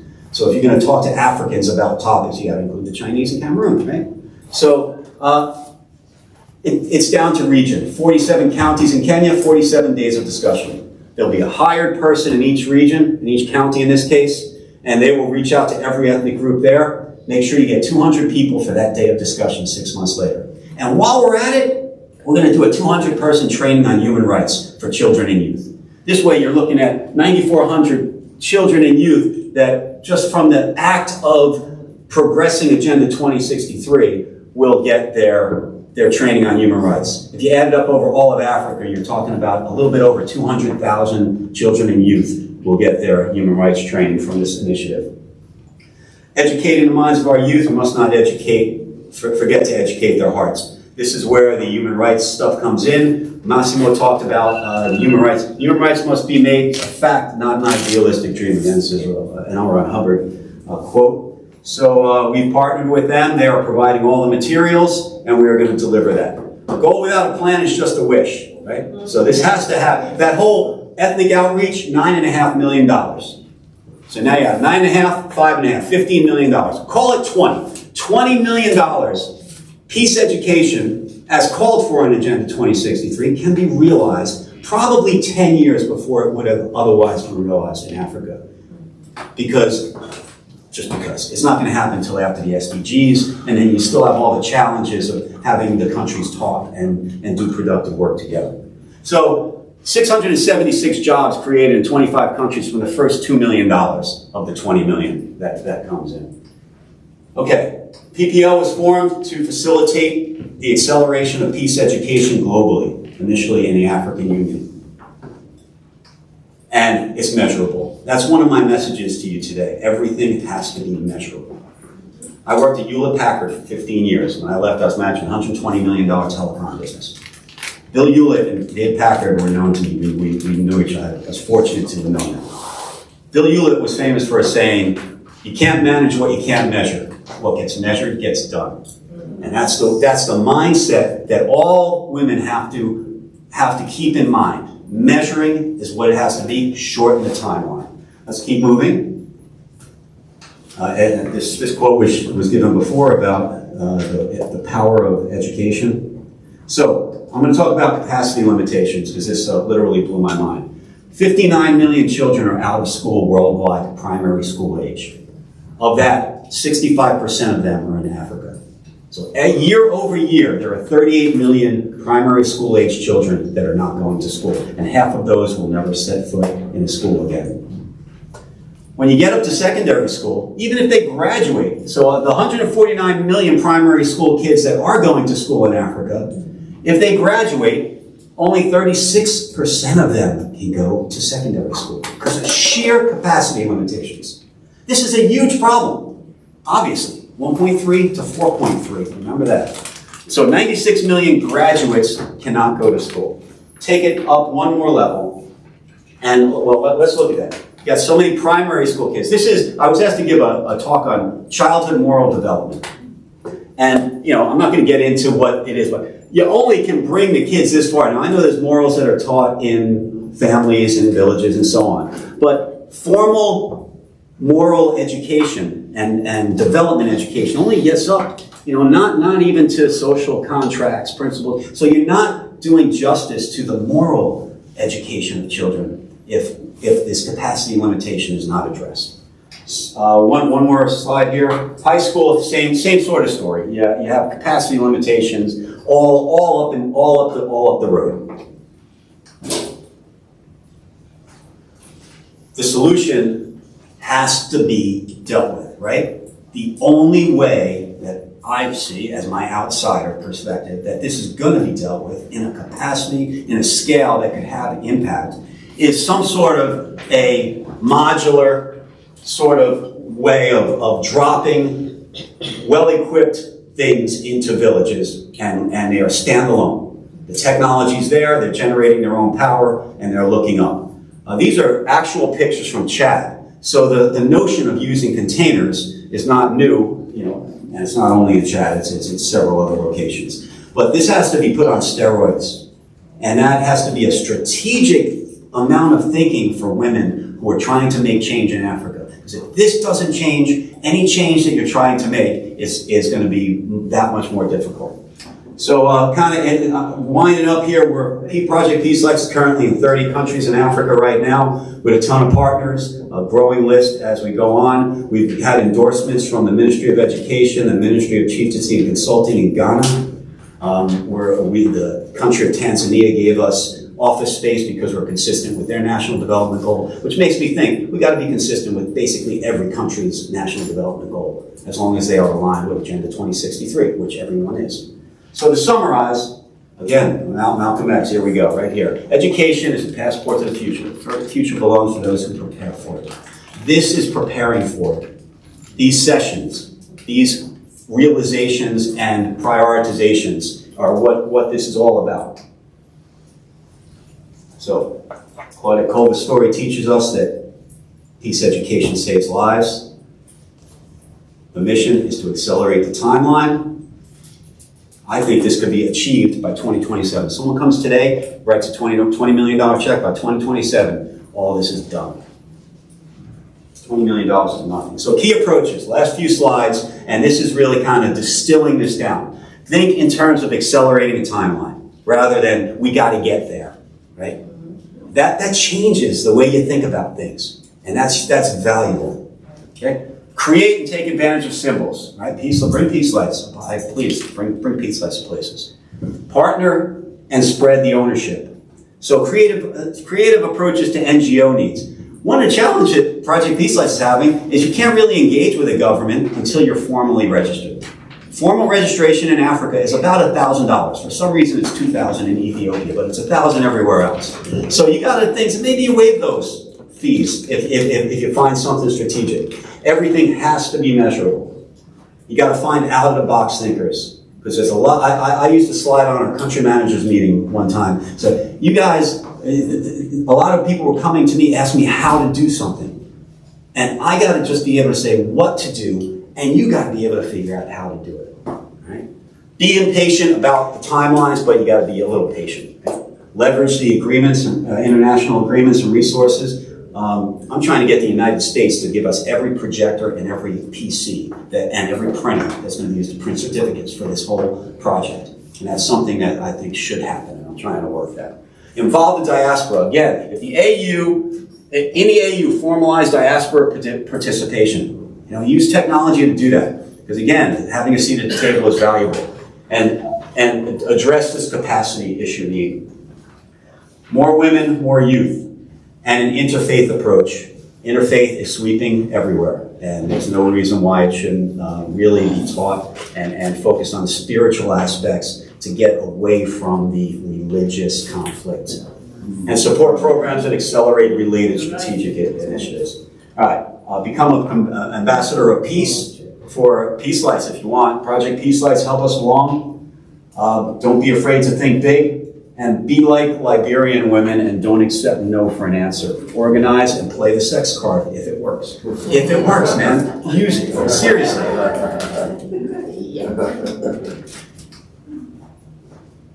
Know our power, especially women.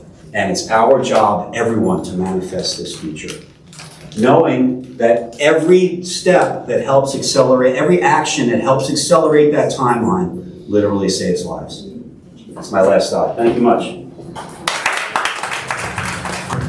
Good afternoon, ladies and gentlemen. My name is Eunice Ochibano. I have the honor and privilege to introduce somebody in our midst who is indeed very special. She is a woman of many feathers to her cap. She's a mother. She is a wife, and she is a leader par excellence. She's a lawyer, and she has 3 master's degree, to her name. Just like I said, she has many feathers. She has a master's degree in corporate management and finance law. She has another master's degree in law from the Northern University of Bangladesh. In addition to that, she has a master's degree in security and development. I want to talk about Mrs. Anuli Victoria Irabo. She also has a certificate in empowerment of women in leadership, conflict management, and gender education. She is the current president of the Defense and Police Officers' Wives Association and the wife of the Chief of Defense Staff of Nigeria. I have the honor and privilege to introduce to you Mrs. Victoria Anuli Irabo.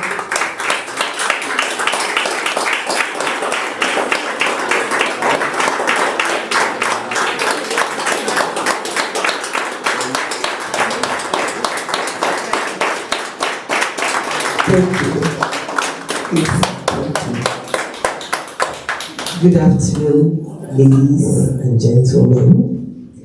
The introduction was a bit too long. Dr. Ada has asked me to say something.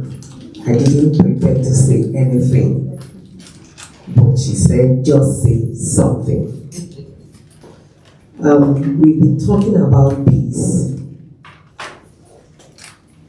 We all know how important this topic is. And we know that there can't be absolute peace. There will always be one form of conflict or the other. But as women, we are best prepared and wired to ensure peace in our homes, in our environments. We are better prepared than men to ensure peace.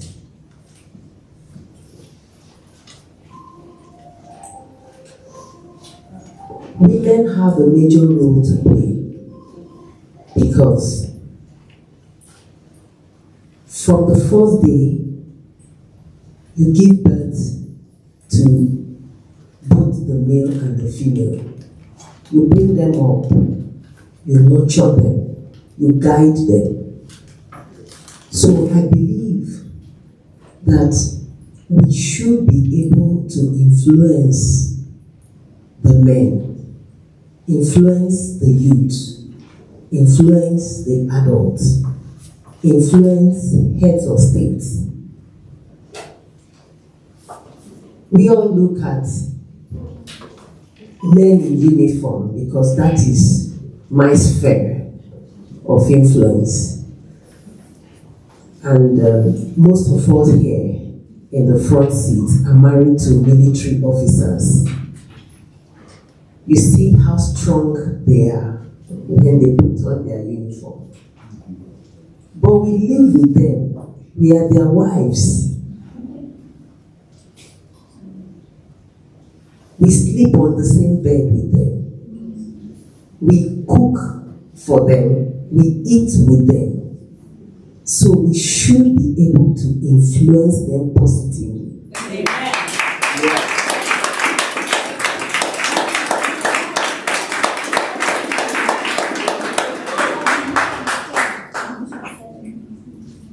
Even if your husband is the head of state, you can rule your world through him by speaking gently the truth. You can guide him. You can greatly influence him on how the society will turn out. We can also influence our children. The people currently Nigeria is at war. So I understand what it means to live in the midst of conflict.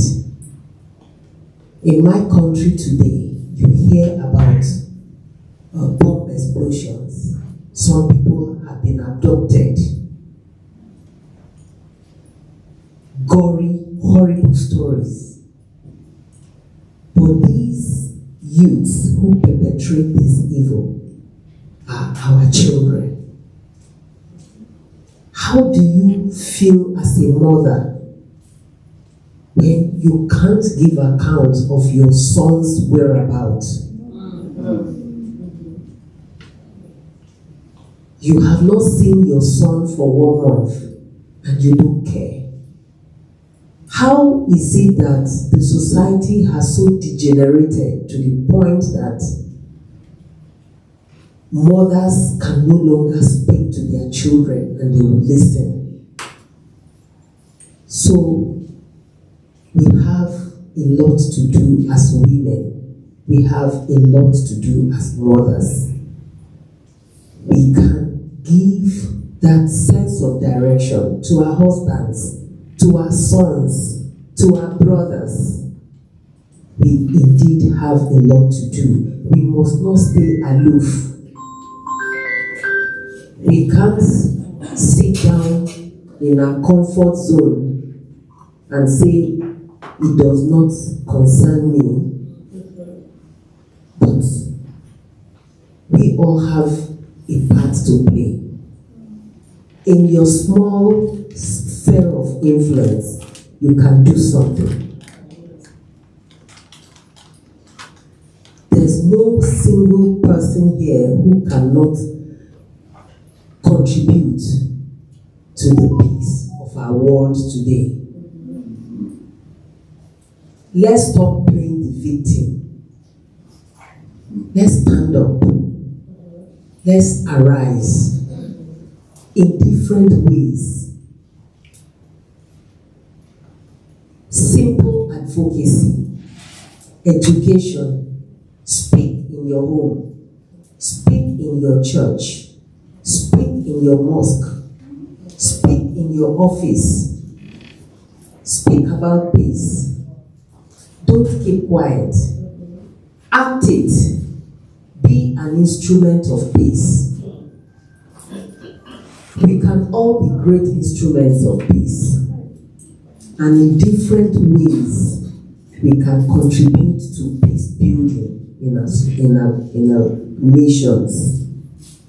As the president of Defense and Police Officers' Wives Association, I came in and I saw enormous challenges.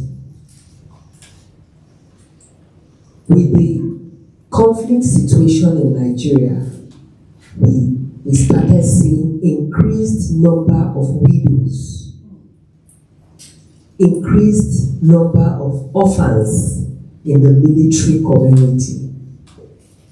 And as mothers, there's no way we would fold our hands, sit and watch. So, in a little way, we started out skills acquisition for widows. And today we have a whole building where we give them a trade, set them up, pay 1 year rent for them to stand. These are widows of fallen heroes. There's no way they will be abandoned. Then the other side, the men, the soldiers who fight, have become victims of war. You sit down and you complain. Oh, everybody is dying. What are the soldiers doing? They are fighting. They are tired. Who will help them? The women. Their wives, their mothers. So many of them today have come down with post-traumatic stress disorder. Every day we wake up and hear that one soldier has shot himself. Tomorrow you hear one soldier has picked up his gun and is killing people. Who will help them? Their wives, their mothers, their sisters. And so, I have also embarked on the construction of a post-traumatic stress disorder center for the armed forces. And I call on everyone here to support this project. Thank you.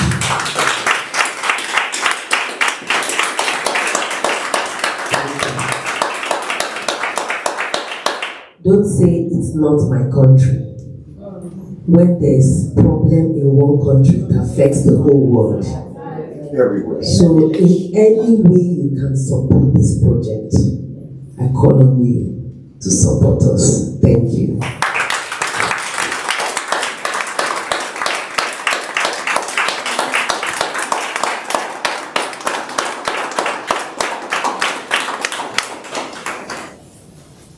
We thank you for that call to action.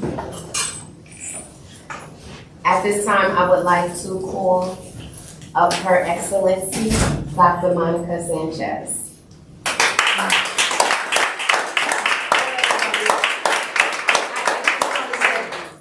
I just want to say that it is such an emotional day to see so many leaders, so many great women and great men, especially the women, because of course we are very supportive of our women.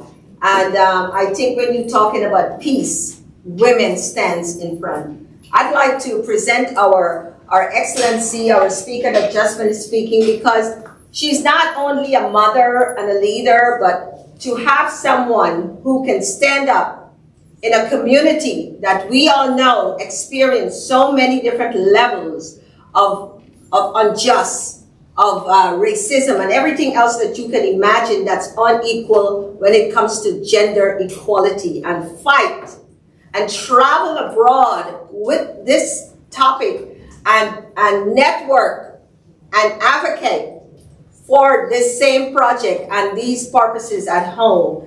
I know that we definitely can give her a better welcome than that. Come on.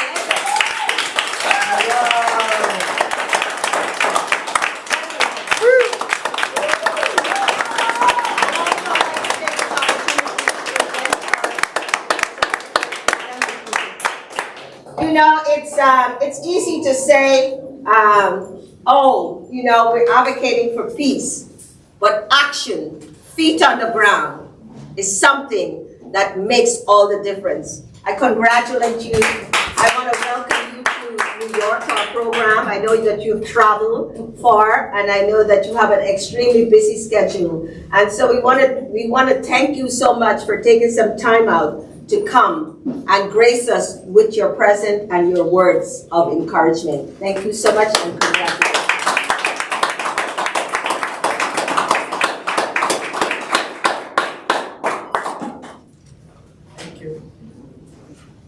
Yes, indeed, and I know that she didn't give you guys her contact information to support the project, but I hope that Dr. Anna would then have that information so that we all can support your project. Thank you so much. Thank you. And congratulations again. Dr. Anna and I have been working tirelessly on gender equality and education for gender equality and the girl child and the women. We have been working so hard for marginalized people, communities, not only our own ethnic background or cultural background, but all over. We are based at the UN, and Dr. Ada, I think she sleeps 2 hours a night, if that much, because she's on Africa time, she's on European time, because she takes time out to network with all forces and all communities that are struggling. We put in a lot of work. So I am really proud today. I'm not only thankful, but I'm very proud, because it's not easy to fight. It's not easy to fight.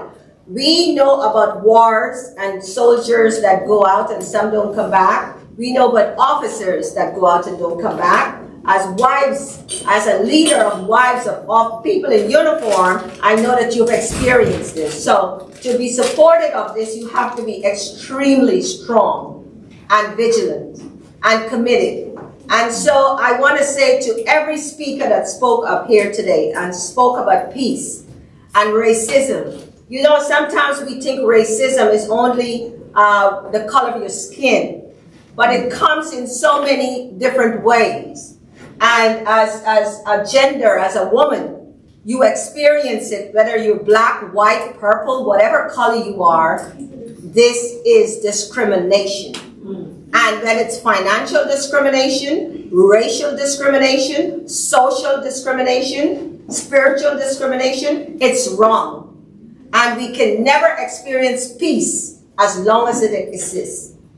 And I think programs such as this one, where we have an interracial, intercultural mix of people who can share each other's way of life, each other's issue, problems, success, and everything else, so we can have a better understanding of how the other person strive or don't strive. So in understanding, it creates a balance that can accomplish peace. But that understanding cannot come without education. Education is the key that opens all the doors. And so that's the thing that my colleague and I, Dr. Ada, fight for every day. Education, to educate, to educate, to educate. Because if you don't know what to do, you can't do. So education comes in the forerunner. As women, and men don't take offense. As women, it is our, I would like to say it's our calling in life, that we are always in the forefront. You're the forefront in your home if you are a mother, if you are a daughter, if you are a sibling. Your responsibility seems to go endlessly. You're always in front when it comes to peace. When it comes to peace. Maybe because we're assumed that we are a more soft, beautiful sex. I don't know what it is, so we seem to be more gentle. I'm retired, correction, so the looks don't fool you. But whatever it is that puts us in that position, puts us in the front line, I want us to be consciously aware of our position, because it is up to us to take that mantle and go a little further. To our girlfriends, to our sister, to our siblings, to our colleagues, to a stranger in the street, to any woman that you may meet or encounter.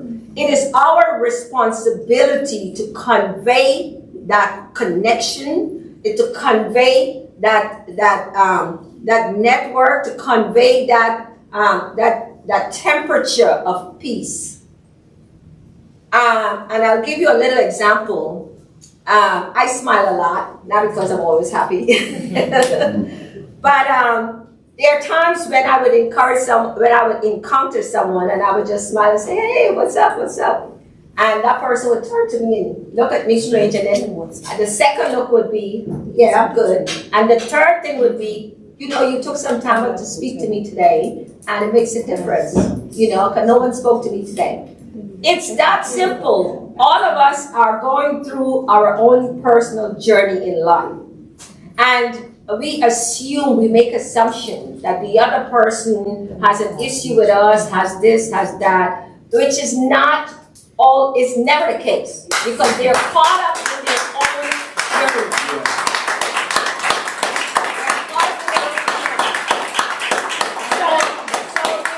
It's important not to assume or to be like the lady down the street that's telling fortune and tell somebody else fortune whether they're upset or they're not, but to extend within yourself and practice. I practice it every day.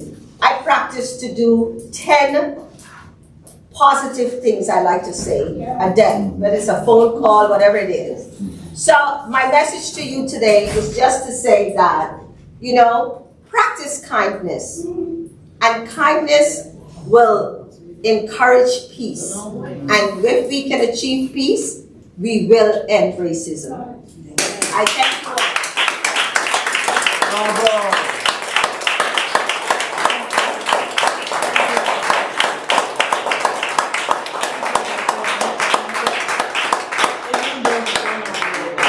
leaders of this initiative. She is the founder of Miss Caricom International Foundation, where she uses beauty education and every other thing to mentor the younger ones. And they are in Africa, in Europe, in Caribbean, and United States. So can we just clap again for her?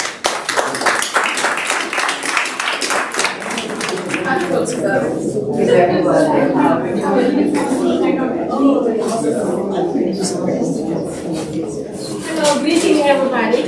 Hello. My name is Didi Diofan. I'm from Senegal.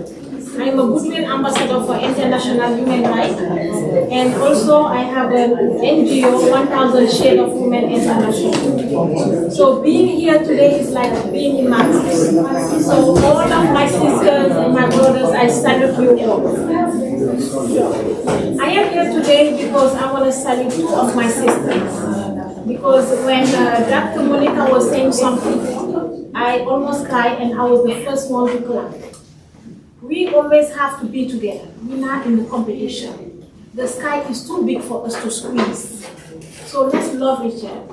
Let's have a faith. Let's build our faith. So if you have faith, you're gonna be scared of, like me, my faith. If today I wanna do something, I'm like, Lord, I cannot do that because the Lord is watching.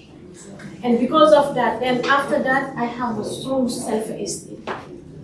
Dear sisters, you see me standing here, I am not scared of nothing. I don't care about who's high, who's powerful. I think I'm the most powerful woman in the world. And because when you believe, miracle will unfold. The first person you need to believe in you is yourself. If you don't have, and why I was never like this. I was never this confident, I was never like this. But I have learned it through trial and tribulation. You see me standing? I'm battling a disease called multiple sclerosis. They told me it's no cure. I've been in and out the hospital more than 80 times. I'm a single mom raising 3 kids. But guess what? That was the best thing that ever happened to me. I repeat it again. That was the best thing that ever happened to me. Because with this disease, I find my way. I find a God. I find faith. And with disease, I have a purpose. Since 2014, my organization, we are in 5 different countries. And in Africa, and we are in Bangladesh and Pakistan. And soon we have 2 more coming up. We building hospital, we helping orphanage, we empowering women. But if it was not this disease, by this time I'm talking about Brazilian hair. I'm talking about shopping. But this disease was the best thing that ever happened. It gave me purpose.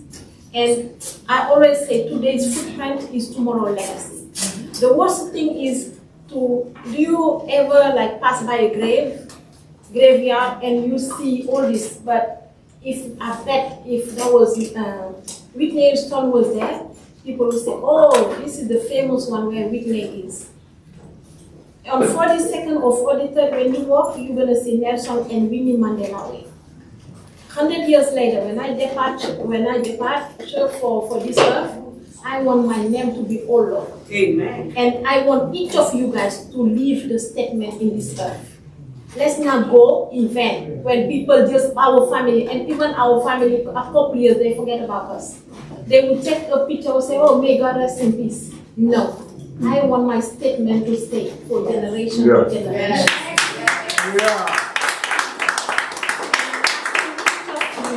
Like everybody needs to have a drive. And the drive needs to go not to building house. Like us Africans, when we come here, like I told to people, I say, you come to get. I'm not coming to get, I'm here to stay. And to stay is building something, building a legacy for future generation. So let's be here, let's start working on our legacy. Let's planning today, if you're a giver, let's planning so tomorrow you got a mall, a school, a way where your name gonna be there. You know your legacy is here. The worst thing is to die, then after a couple years, nobody remembers. So, ladies and gentlemen, please live your life and work on your legacy. Work today footprint is tomorrow legacy. Thank you so much.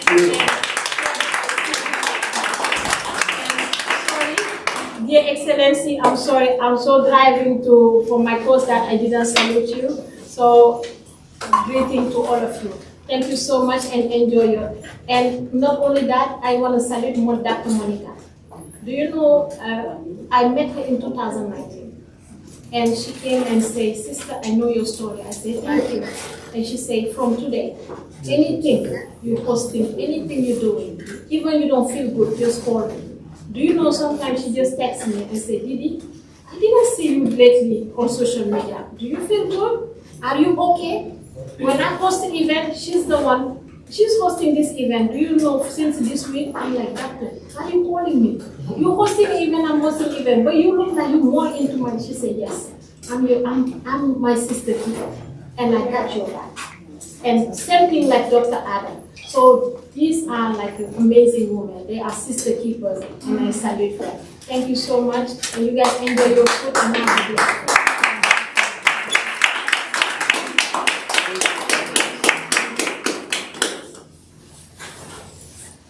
Well, it's been a very impactful day. So again, we thank you for joining us on this day on behalf of Her Excellency Ambassador Dr. Ada Okike. My name is Her Excellency Ambassador Dr. Vanessa Rosser. Dr. Ada and I are sisters on several platforms. I have been with Dr. Ada for the last almost 4 years, something like that. More than that. Not a very long time, but sometimes you don't need a long time to make a strong impact, right? So I do appreciate and I celebrate her and Dr. Monica as well for everything that they bring, because they bring it with intention. So I thank them for bringing today to help us celebrate the United Nations 2022 Day of Peace, which we know is the entire week long. So you will be, if you are privy to, attending days of peace throughout the week. So please, go with a peaceful mindset, go in peace, take peace with you. So that's what I want to leave you with. As we close, we embarked on, oh my goodness, so much today as it refers to peace, women in peace, security, peace and security in communities, the peace and security, the role of women in organizations, security and transformation pathways. We had our men, we thank God for them and thank them for being with us today. We had our men panel who spoke to us today.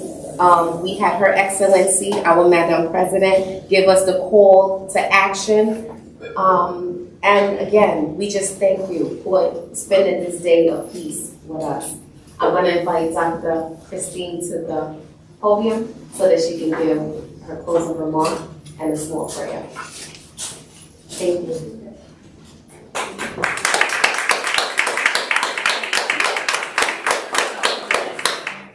On behalf of Dr. Monica and behalf of Dr. Ada, I want to say heartfelt thank you.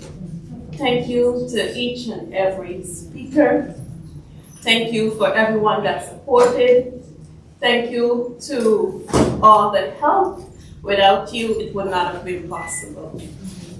I want to just close off in prayer, and I ask that this day, a day of peace, will continue to be peace in our minds, peace in our hearts, peace in our lives, peace in our homes, peace in our community, peace in our country, peace in the continents.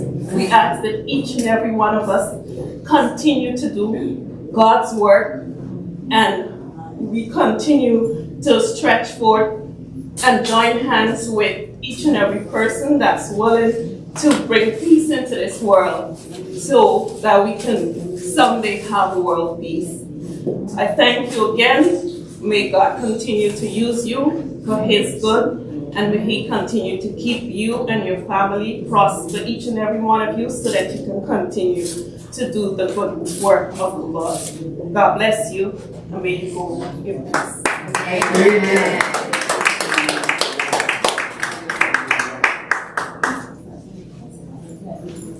And as we say in Girl Scouts, day is done. So please, everyone, please have a safe journey to and from your respective locations. Thank you.